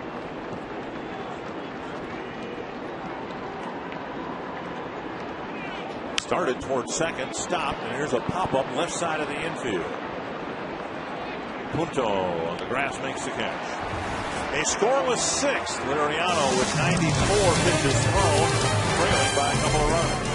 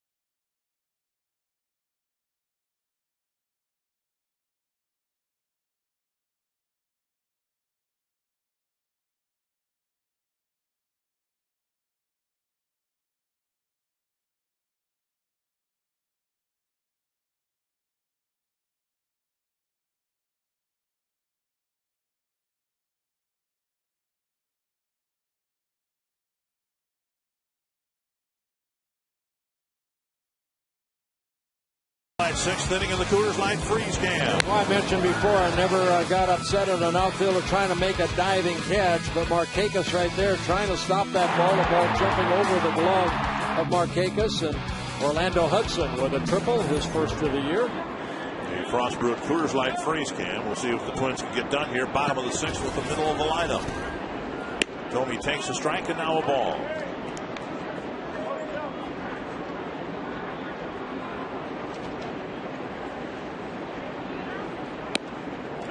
Inside corner. You look at Guthrie's starts, and he doesn't have a win. He's got 4 losses. His team has lost all 6 of his starts, but they've been by scores of 4-3, 5-1, 4-3, 4-3, 8-3, and 4-1. If you pitch for any other team, he might be 3-3. Yeah, not a lot of run support. He picks up a strikeout there at Jim Thome, his 4th of the ball game. So this has to be a big blessing for him to have 5 runs put up on the board. Well, the breaking ball right there, outer half of the plate that comes right over the middle of the plate. And not Kadire. Strikeout on the first, and then he teed off on the first pitch from Guthrie and hammered it into the left field seats. Outside a ball. Yeah, Guthrie claimed off of waivers from the Cleveland Indian organization back in 2005. He's in his 4th season with the Orioles. You mentioned last year 200 innings. He was 10-17 with an ERA just over 5 in 33 starts. And near the Twins dugout and out of play. The Twins were shut down by Brad Bergeson the other day, and here in today's game they've hit a couple of home runs to account for their 3 runs. Tigers leading Cleveland 3-1 in the 5th. They got to that point last night before the rain stopped play after 2 hours and 12 minutes. Inside 2-2.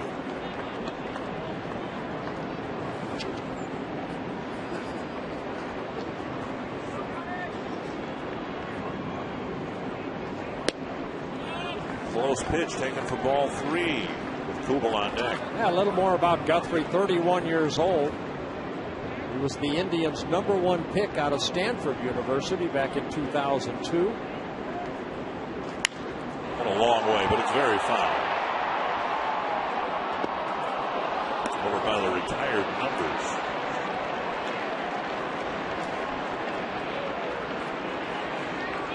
I can't wait for Kadire to get one and hit one up in the home run porch, the 3rd deck here. He's going to do it sometime. Not that pitch. Ouch. Ouch. That's in the kitchen. 2 down. Got deep into the refrigerator right there. Bring up Kubel. AT&T trivia. I think we threw out pretty much everybody who pitched for the Twins in that era. I'll go with the Dutchman. There he is. And Fernando Arroyo. John Verhoeven. We didn't throw out Arroyo.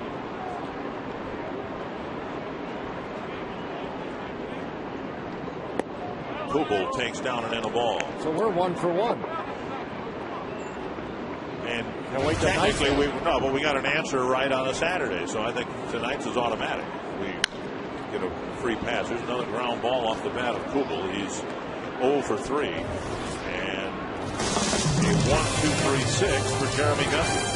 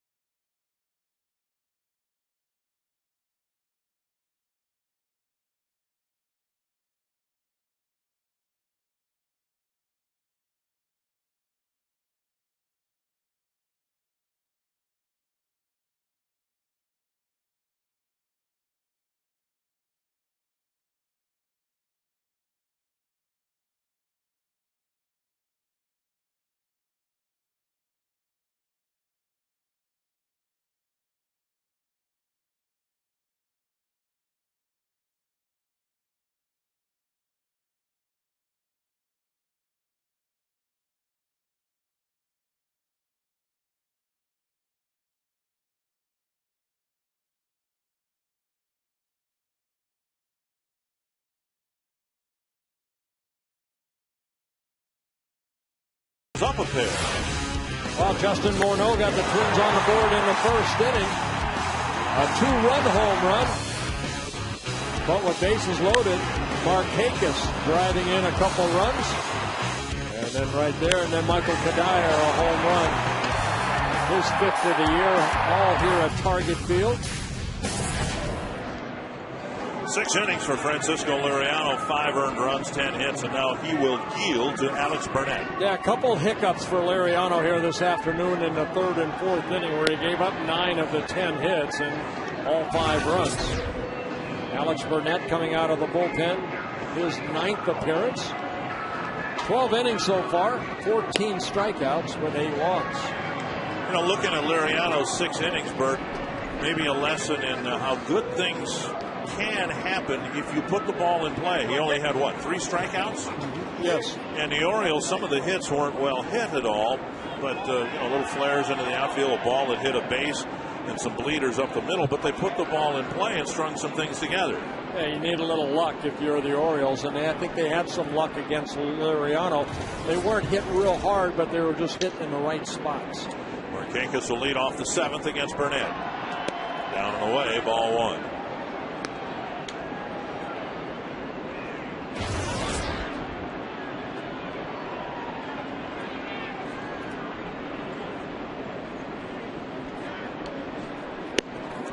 And a strike. The way the game has changed, both on the business side and on the field, it's rare that you have a traditional doubleheader where they've got a game and then 20-30 minutes later the second game starts. But the way the game has changed on the field, the way teams use their bullpens, I don't know if it makes that much difference to have the 4-hour break or roughly 4 hours between games in terms of how a bullpen would be used, or whether, breaking pitch left up, whether Burnett, who would go maybe an inning or 2 here whether that break is enough to allow the Twins to consider bringing him back again tonight. Well, you hope not. You have enough arms out there that hopefully Alex can get the Twins, through the first or through the 7th and 8th inning here, maybe the 9th, and to save the guys, the rest of the guys out in the bullpen for the second game here tonight. Burnett, a youngster, just 22 years old, does a good job of getting to that balance point and creating that downward plane just like that. It's the end of the screen, still 3-2. Markakis that came up and got the big hits right there for the Orioles. A 2-run single in the 3rd, and then the RBI single that we showed you that Orlando Hudson maybe saved another run. And here he draws a leadoff walk in the 7th. And that'll bring up Tejada. When the Orioles took the lead with 3 runs in the 4th, the hardest ball that was hit in the inning was Tejada's bases loaded smash to the glove of Morneau. That was the final out of the inning. So Hudson stopped behind the bag, did save at least 1 run. And Burnett misses with a breaking ball, ball 1.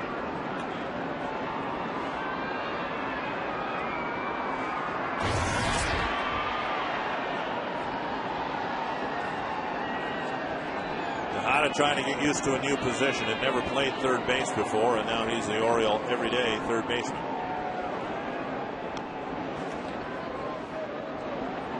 Tejada in his 14th year at the major league level, came up with the Oakland A's, was actually with the Orioles for 4 seasons in 2004 to 2007, then went to the Houston Astros, and then signed a 1-year contract with the Orioles over the winter as a free agent.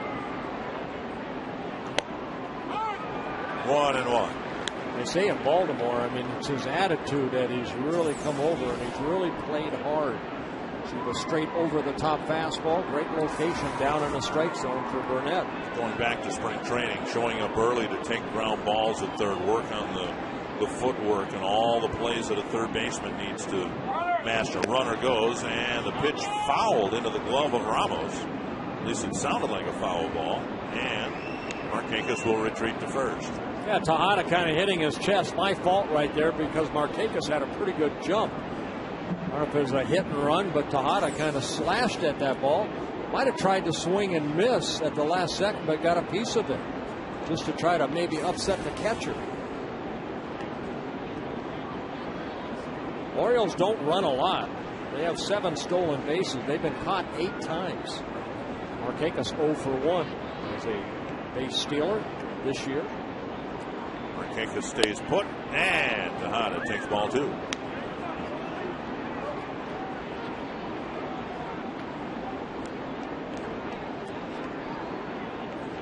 Not the best stolen base percentage. You'd like to have your stolen base percentage somewhere in the 70s, low 80s. 2-2.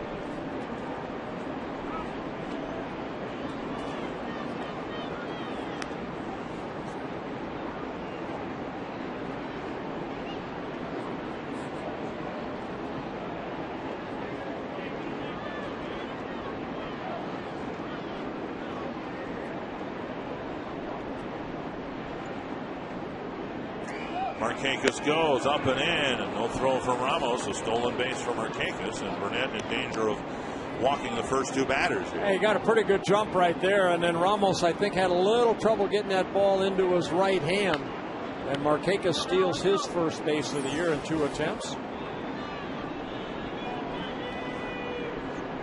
Head first slide, and he slides in safely. Full count.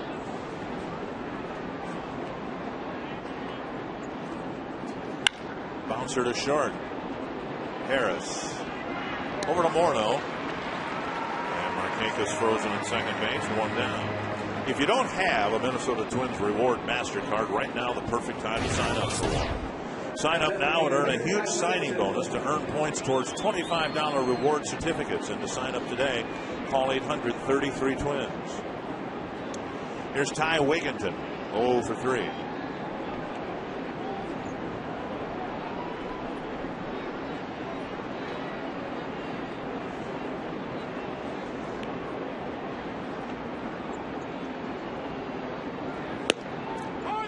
Burnett hits the outside corner. A 4-game series here between these two teams, and then later in the summertime, 4 games in Baltimore.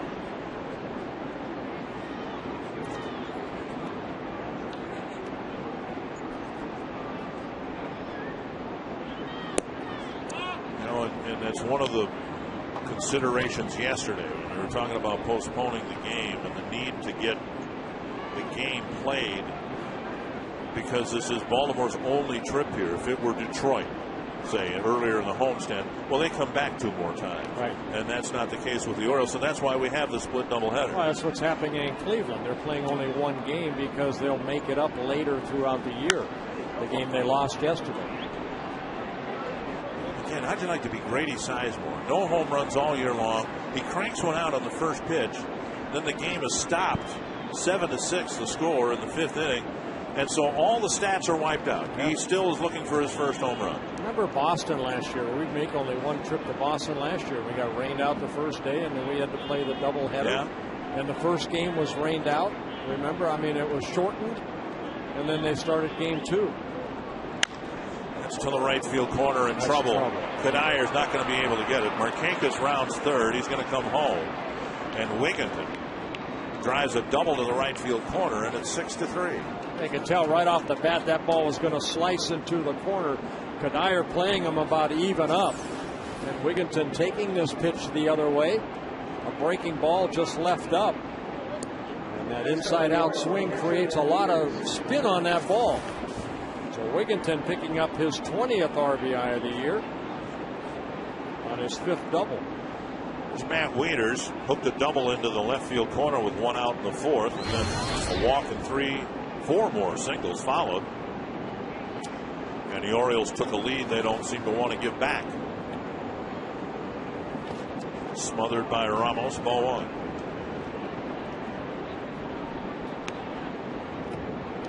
So Burnett's given up a walk, a stolen base, and a double. Trying now to strand Wigginton at second base.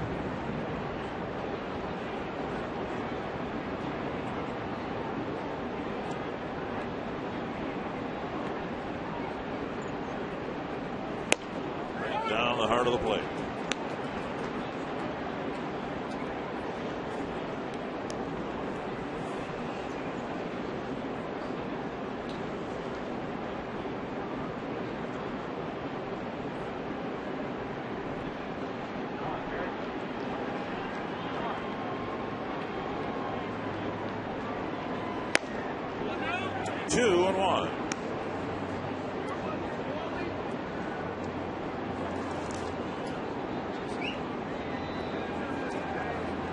Jesse Crain starting to get loose.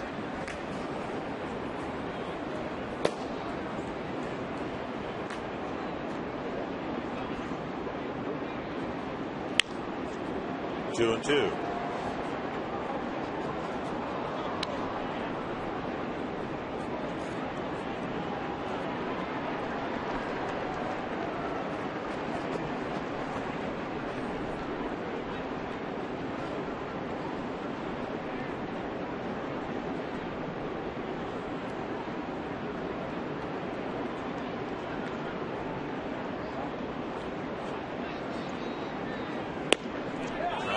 Inside corner, just inside.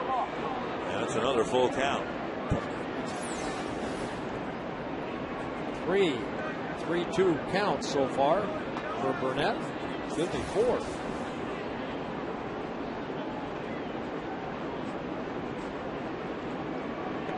It's got to be 3. He's only faced 3 batters. Breaking ball got him. So on 3 and 2, he drops a hook over for a called third strike. Yeah, he dropped Uncle Charlie over right there, and Burnett picks up a strikeout. Last thing Wieters was probably looking for right here. Watch his reaction. Whoop. Okay, I knew it. It's not very often you'll see a hitter buckle his knees after a strike 3. 2 down, and here's Atkins.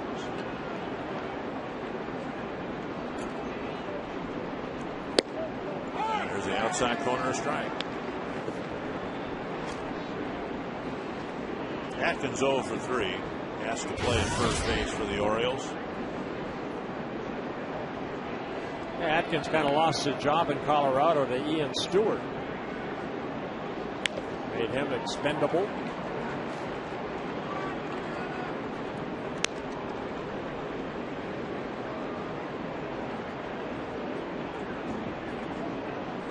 Orioles out hitting the Twins 11-5.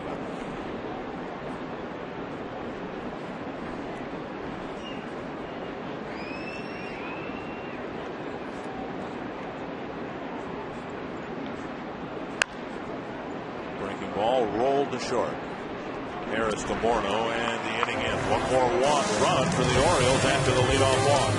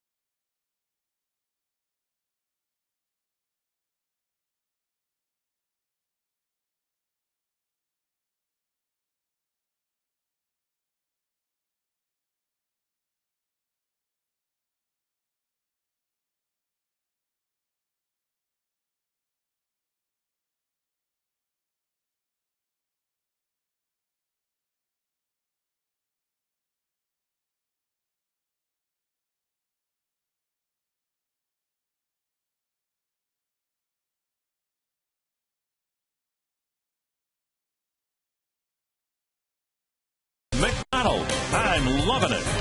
By Toyota, thank you for standing by us. For more information, visit buyatoyota.com. And by Quest High-Speed Internet. Get blazing fast speeds that won't burn up your wallet. Twins trying to come from behind here, down by 3 runs again. Wilson Ramos will lead things off there you go. in the bottom of the 7th. Yeah, happy 90th birthday to you. Bottom third of the Twins lineup, Ramos, Harris, and Punto. Facing Jeremy Guthrie. Oh! And Ramos is hit by a pitch. And they're checking to see whether he swung at the pitch. He'll go to first base, but more importantly, how is his hand? It is his right hand that got drilled by the fastball. Remember earlier this year, Michael Kadire almost did the same thing, and they said that he went and swung at the pitch, but right here, just trying to get out of the way, it hits the right wrist area of Ramos. Take another look at it right here. Try to hold up. That two-seamer came riding in on him. Yeah, you're right. Looked like it got him more down along the wrist than the hand.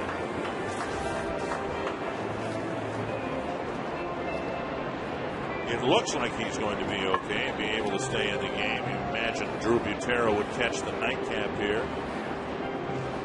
Gonna have him take the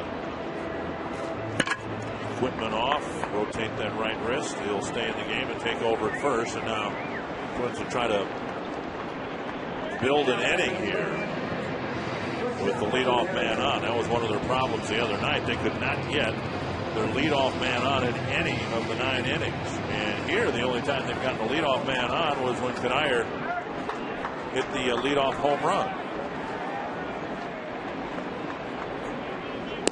And Harris takes outside a ball. You know, sometimes we sit up here, we don't give enough credit to Rick McWayne and Dave Krumer for the job that they do. You know, and we saw Rick McWayne go out there and check Ramos out, to keep these guys on the field throughout the season. And they are like kids in a candy store in this place compared to what they had at the Metrodome with all the high-tech training equipment they have, the aqua the treadmill and the pool thing where Joe Mauer, for instance, any of them can go in there and get a workout in, resistance track in the water. Yeah, Perry Castellano does a great job of making sure the players, once Rick McWayne and Dave Prumer take care of them.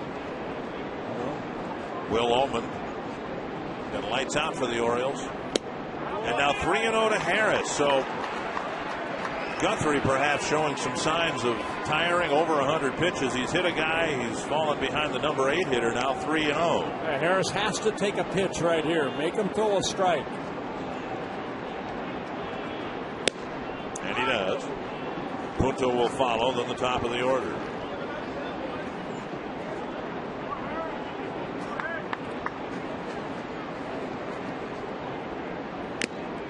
Fouls. One thing the Twins lineup, as productive as it's been, it has not gotten the production that they hope to get yet from the bottom guys in the lineup. Even Hardy, when he's been in there, has been hitting in the low 200s.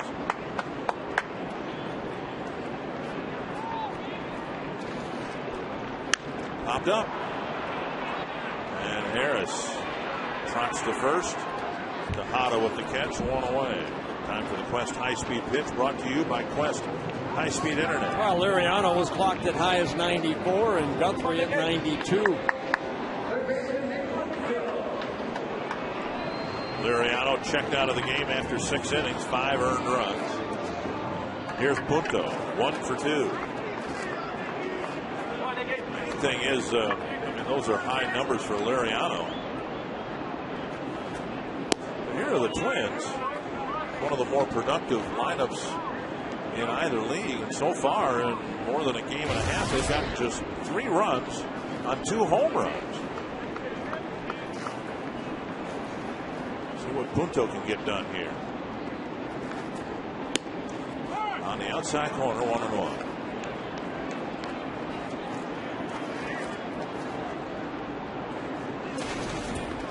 Credit to 2 starters so far, too. Brad Bergeson worked 6 2/3 innings, only 2 walks. Here Guthrie's only walked 1. Flip foul, 1 and 2. And the Twins were averaging about 4.75 walks per 9 innings. So both starters, Bergeson and Guthrie, at least are attacking the strike zone.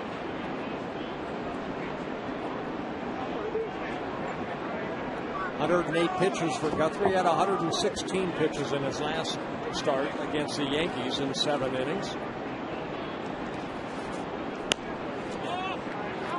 Guthrie tried to hit the inside corner but misses. 2 and 2.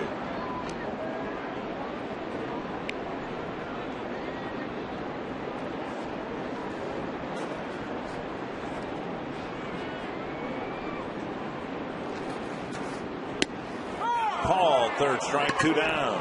And strikeout number 5 for Jeremy Guthrie. The prior pitch, he tried to fastball in and missed, and this time good over the top fastball. And hits the outer half of the plate at 92 miles an hour. 3 trips through the Twins order will be enough for Jeremy Guthrie, and now with a lot of left-handed hitters due up, the Orioles go to their bullpen, and Ullman will come out one more time.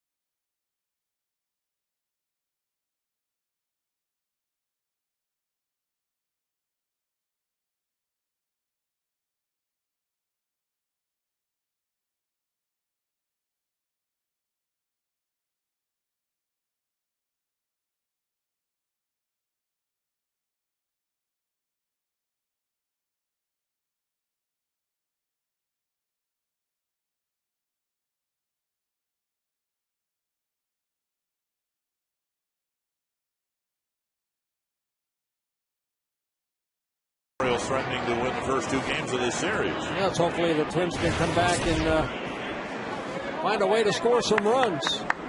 Will Ullman, who worked here on Thursday night, making his 16th relief appearance, he's been almost perfect out of that bullpen.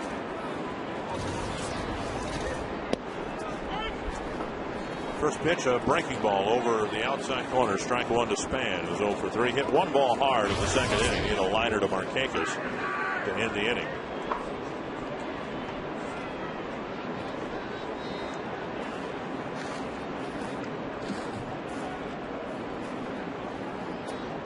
Another one breaks over for strike 2.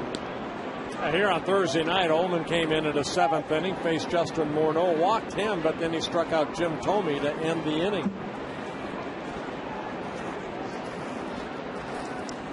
It's one of the strengths of this Twins lineup, left-handed hitters who more than hold their own against left-handed pitching.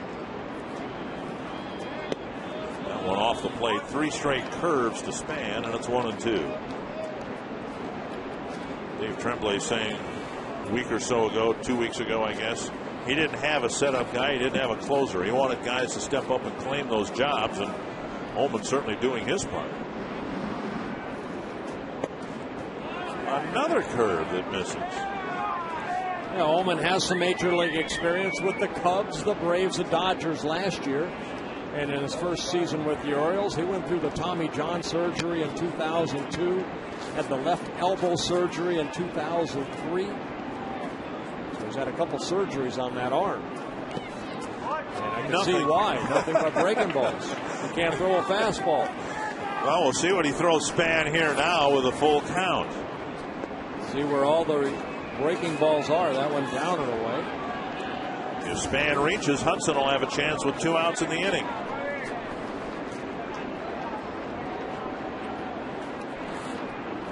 I'm guessing breaking ball.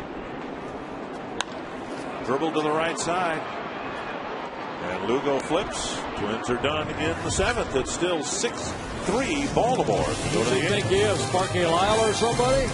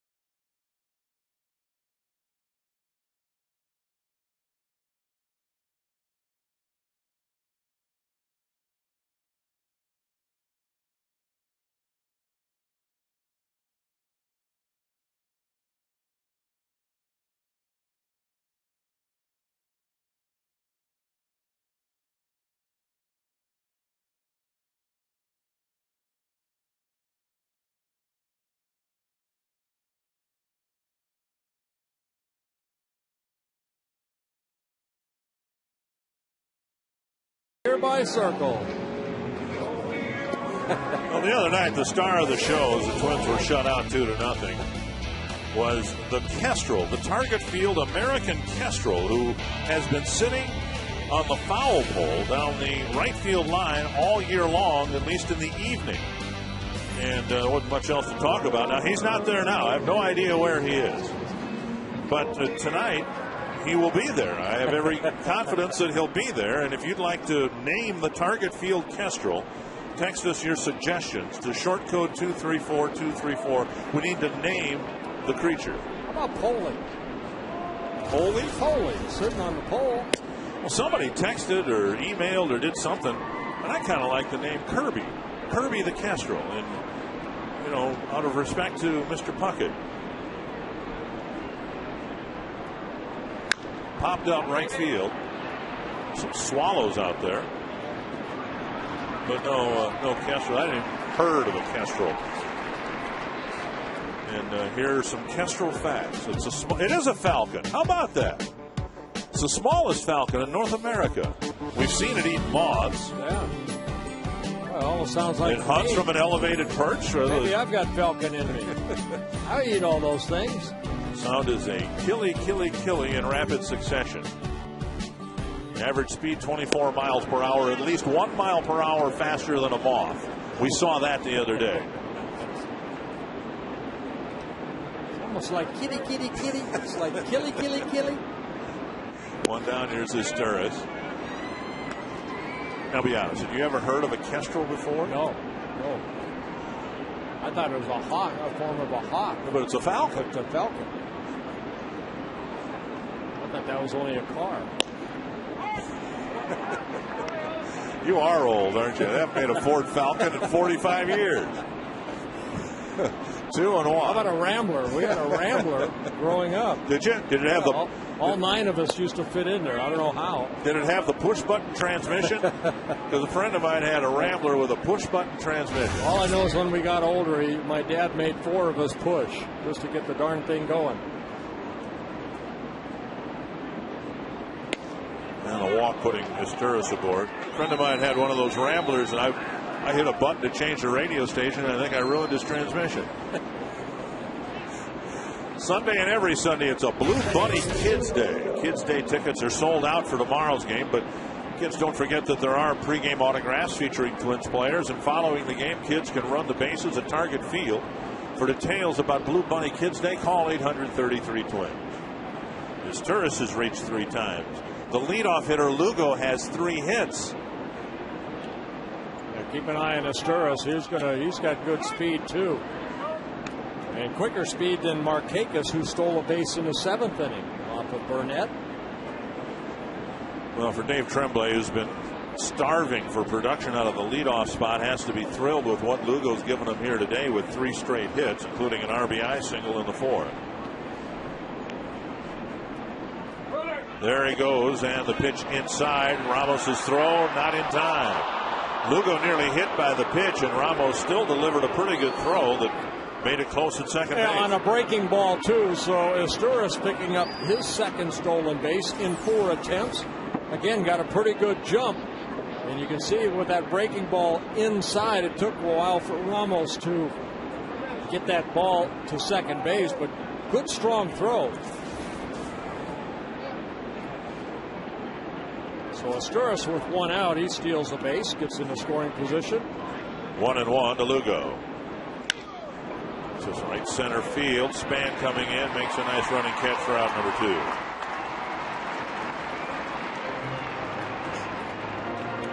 And that'll bring up Adam Jones.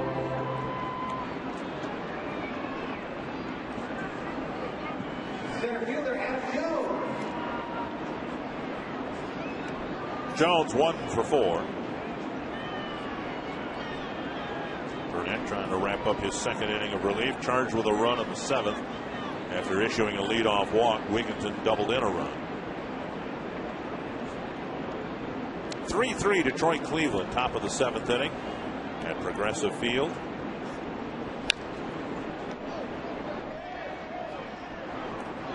I think the Orioles really waiting for this young man too to take off. You know, he's a young man. Last year, 119 ball games. Adam Jones, just 24 years old, made the All-Star team, but then injuries really plagued the second half for him. Some knee problems, back problems, left ankle.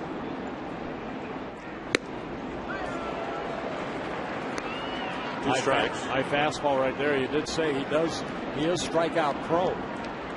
Now with 29 strikeouts, 3 walks. Ron Mayhew warming up for the Twins.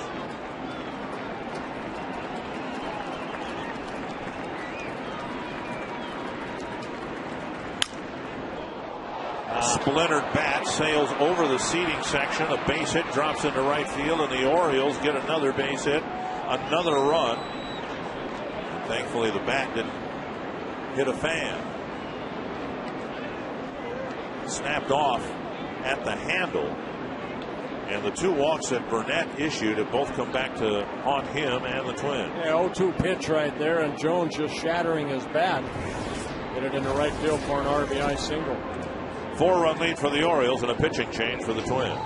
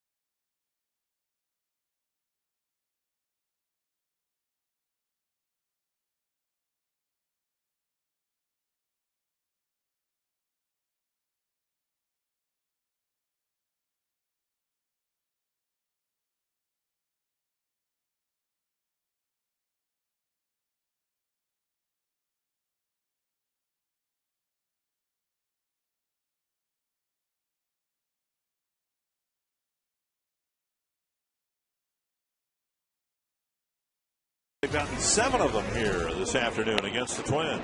And 5 of those 9 runs have been scored by the last 2 hitters in a lineup, by Remold and Visturis. Ron Mahey coming into the ball game, making his 10th appearance. He has yet to give up an earned run. 7 2/3 innings, only 1 walk with the 8 strikeouts.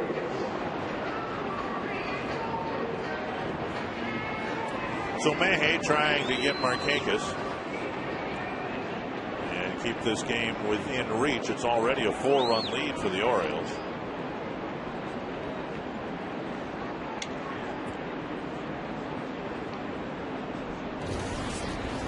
Markakis with a pair of run-producing hits, 3 runs batted in, and then a leadoff walk in the 7th against Burnett, and he came around to score on a Wigginton double. So it's not just the 2-run third that tied the game or the 3-run fourth that gave the Orioles their first lead. They've tacked on some runs, 1 in the 7th and 1 so far here in the 8th.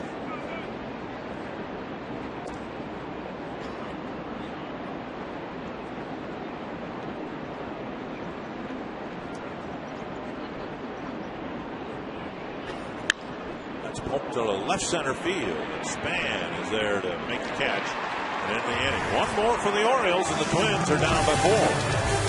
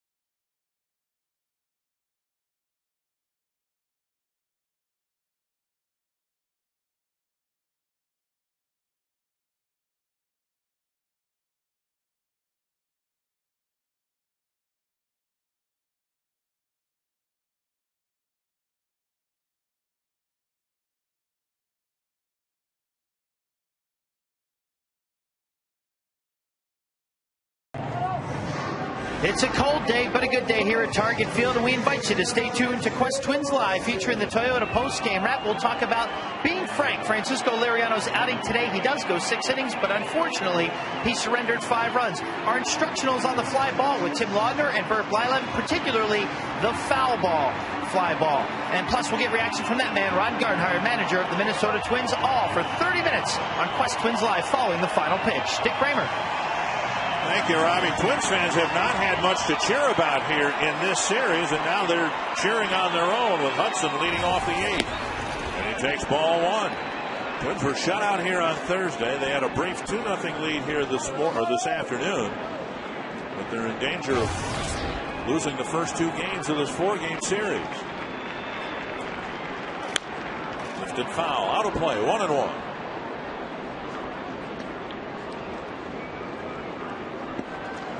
Hudson still shaking that left hand that's been troubling him. Hudson, Morneau, Thome, the Twins hope about 4 or 5 others here in this 8th inning. And another foul. Well, against an Arts man, we saw Ullman do nothing but breaking balls, and so far in this at-bat against Hudson, it's all fastballs away. Uehara did a nice job here on Thursday night. He's warming up in the Baltimore pen. Now they're going inside with that breaking ball and missing down and in. A little rain falling here to make the weather a little bit more of a factor. 2-2. 3-2. A little bit different when you're facing a pitching staff that will throw strikes, as the Orioles have done here, as opposed to what we saw, for instance, in Kansas City, where they seem pretty willing to put a lot of runners on base. They'll walk the world. Drilled to center, and on a 3-2 pitch, the Twins get their leadoff man on in the 8th. Well, Hudson picking up his 3rd hit of the ball game. Twins had a brief 2-0 lead thanks to Morneau's first inning home run. He went down and got a fastball from Jeremy Guthrie and put the Twins up 2-0 on his 7th home run of the year.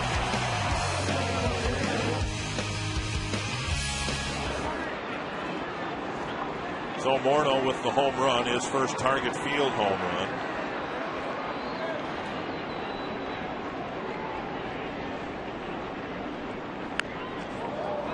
And Morneau, an off-speed pitch, fouls it. Again, Ullman faced Morneau here on Thursday night, and he ended up walking him. See where this ball gets Wieters right here, right off that left shoulder. So home plate umpire Paul Noward, a little professional courtesy to a catcher, walking the ball out to the mound, letting Wieters' shoulder stop throbbing for a little while. He hopes anyway.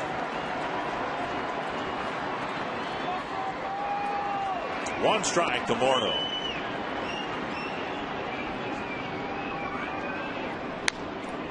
And now 2 strikes.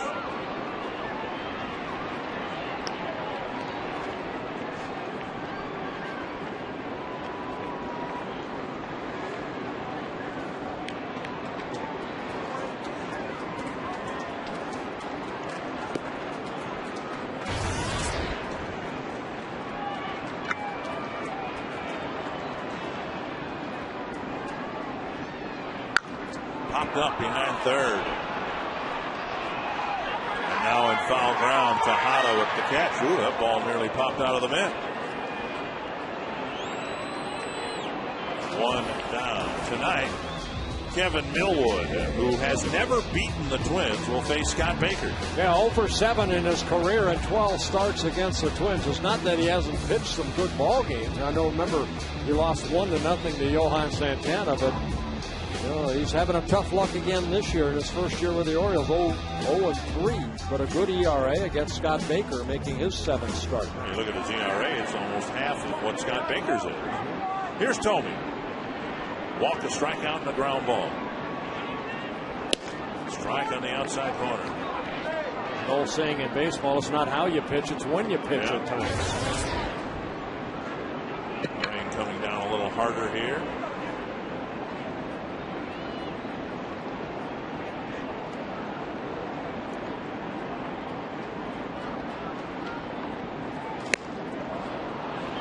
Fastball, swing and a miss, 2 strikes. Yeah, Ullman struck out Jim Thome here on Thursday night.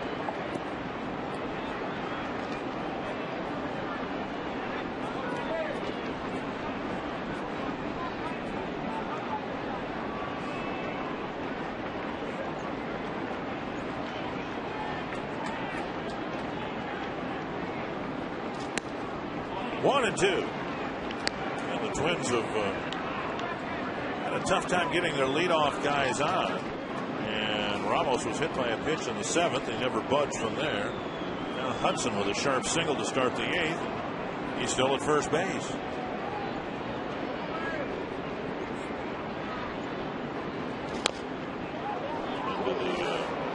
First row of seats over the Twins dugout. You know, here on Thursday night, the Twins were shut out for the 2nd time this year. They did leave 10 men left on base. And so far here in game 1, they have scored 3 runs. They've left only 4 on base.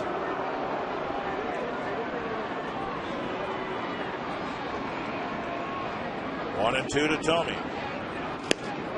Just missing the inside corner.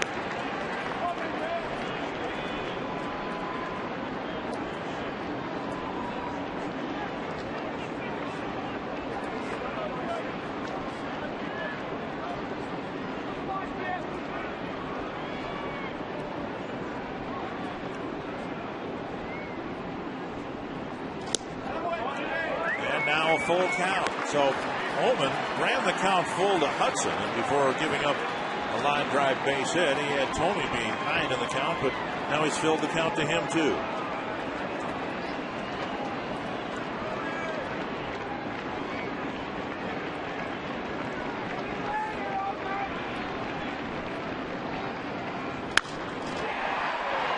A one hopper, a 5-6-3 double play. With the shift on, the third baseman scooped it up, underhanded it to the shortstop Vizqueras onto Atkins, and the inning is over.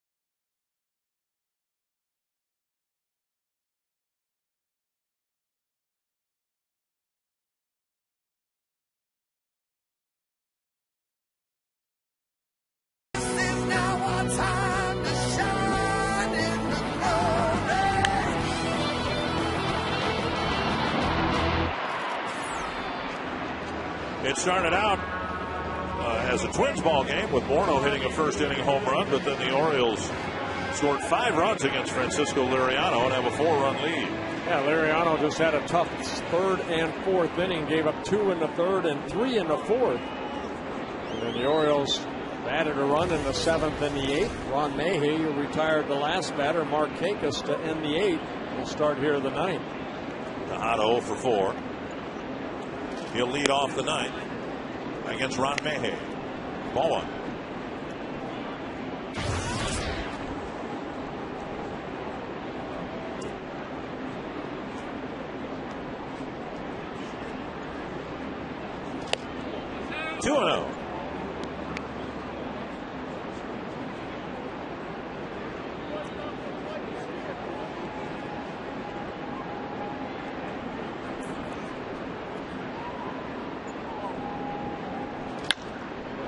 right field. Kadire retreats a few steps.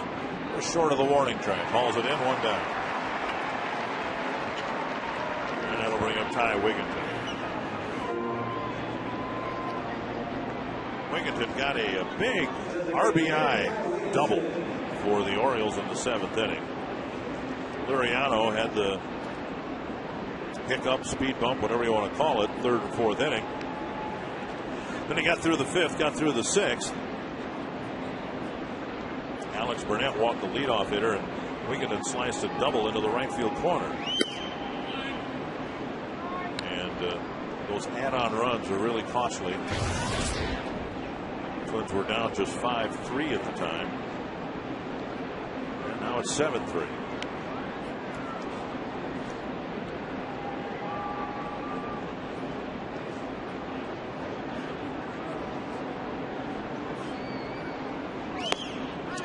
Down low, 2-0. Offensively, the Orioles have survived nicely, trying to replace Brian Roberts with Wigginton, who's given them a big boost of power in the middle of their lineup. But the problem has been defensively. Roberts a much better defensive player than Wigginton. And then the Orioles still are trying to find somebody to hit leadoff for them. Maybe Lugo's the guy with 3 hits today. 2-1. And that's a foul ball chased by Hudson and Morneau. And just into the first row of seats. Kadire also in the vicinity.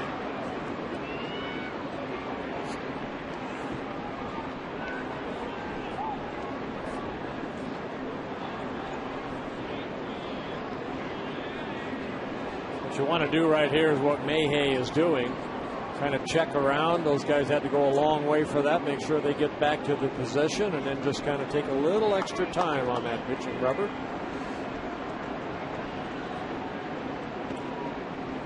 Now everybody's set. 2-2 the count. And now a full count.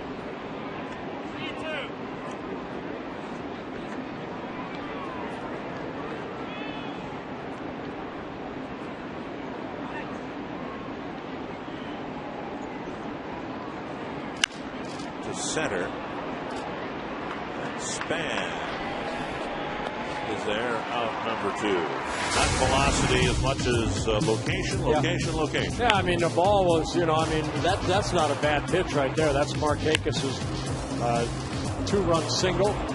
And then just some pitches left up for Liriano in the 3rd and 4th inning. The fastball right down the middle right there, ground ball up the middle. And another pitch, that breaking ball left up. And just sometimes that ball has eyes.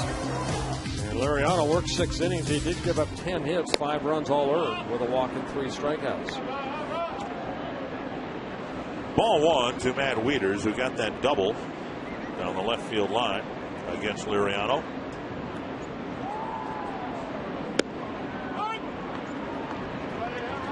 One and one.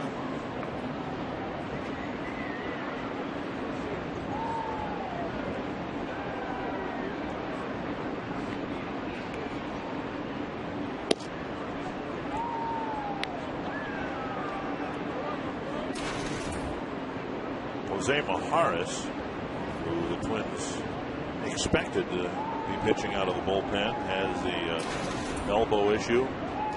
Made his first appearance for Rochester last night. Didn't fare too well. 4 hits, 3 runs in an inning.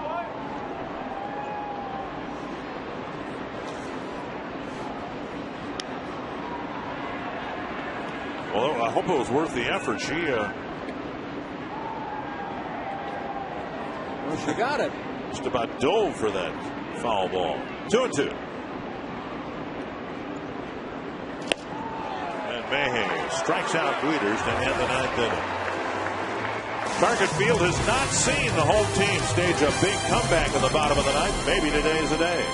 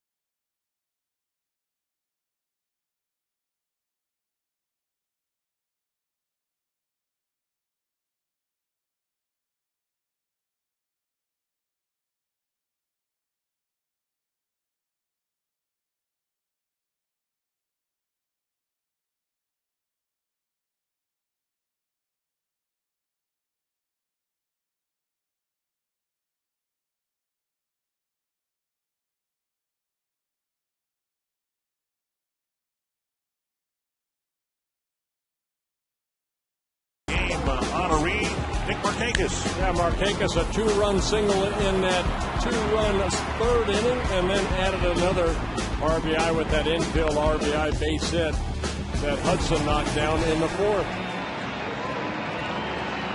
Toyota game reset. Orioles taking the lead with their 3-run fourth inning and tacking on a run or two here or there, and now it's a 4-run lead. Yeah, 2 home runs accounting for the Twins' runs so far here this afternoon. The 2-run home run by Justin Morneau and the solo home run by Michael Kadire. First 3 batters here in the 9th inning will face Koji Uehara. And those are the 3 batters he faced in the 8th inning here 2 nights ago. Kadire, Kubel, and Ramos were all retired. We'll see what they can do against them second time they see it. Kadire on the first pitch skies it down the right field line. And Markakis with enough room to make a fair ball catch and a quick first out here in the 9th. Uehara worked here on Thursday night, just being activated off the disabled list. Started the season on the disabled list with a left hamstring injury. The makeup game for the rainout yesterday will be played tonight at 7 o'clock. Pre-game show starting at 6:30. Here's Kubel. There is strike 1. Uehara used as a starter here with the Orioles last year. Was a closer in Japan, and now he's somewhere in between in that setup relief role, although he's got the 9th inning here today. 2 strikes to Kubel.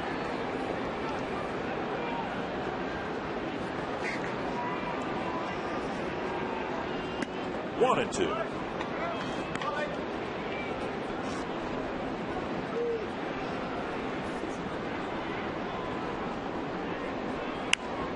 The handle of the bat.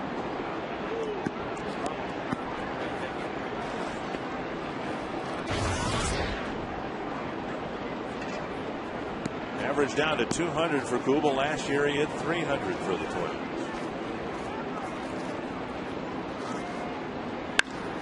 To the gap in left center field.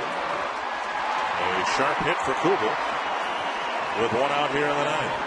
That's always a good sign. Here the other night, Jason Kubel hit that ball the other way, picked up an RBI double, but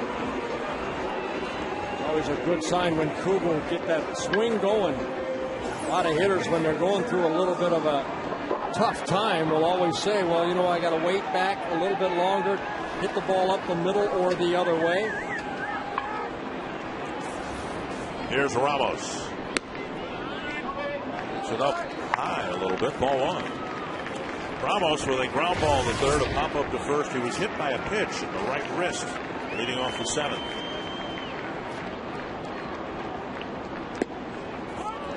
Bender over for a strike.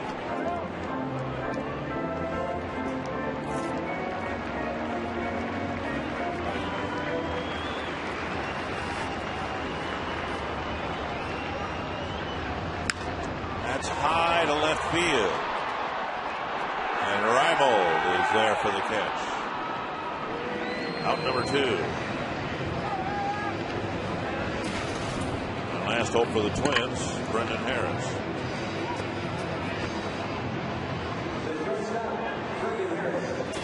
Harris getting the start today at short, 0 for 3. We might see Alexi Casilla there for the nightcap.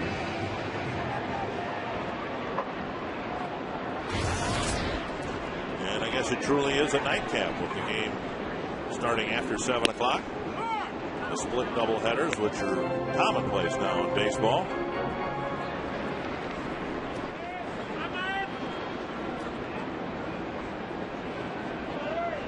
Detroit has a 5-3 lead over Cleveland. If this score doesn't change significantly, if that one doesn't, Tigers will get to within 2 games of first place.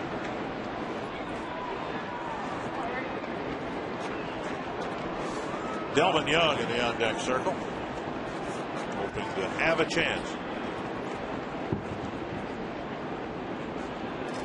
But that's going to wrap up Baltimore's 2nd consecutive win in this series, and for the first time at home, the Twins have lost back-to-back games. So the Twins get an early lead, but Robbie and Smikowski, the Orioles, coming into this game not scoring many runs, put 7 on the board, beat the Twins here this afternoon. And they give Jeremy Guthrie a lot of run support in the process. A lot of stuff coming your way on Quest Twins Live postgame show with Tim Laudner and myself. We'll talk about Frankie's outing today. Fouling out is our instructor.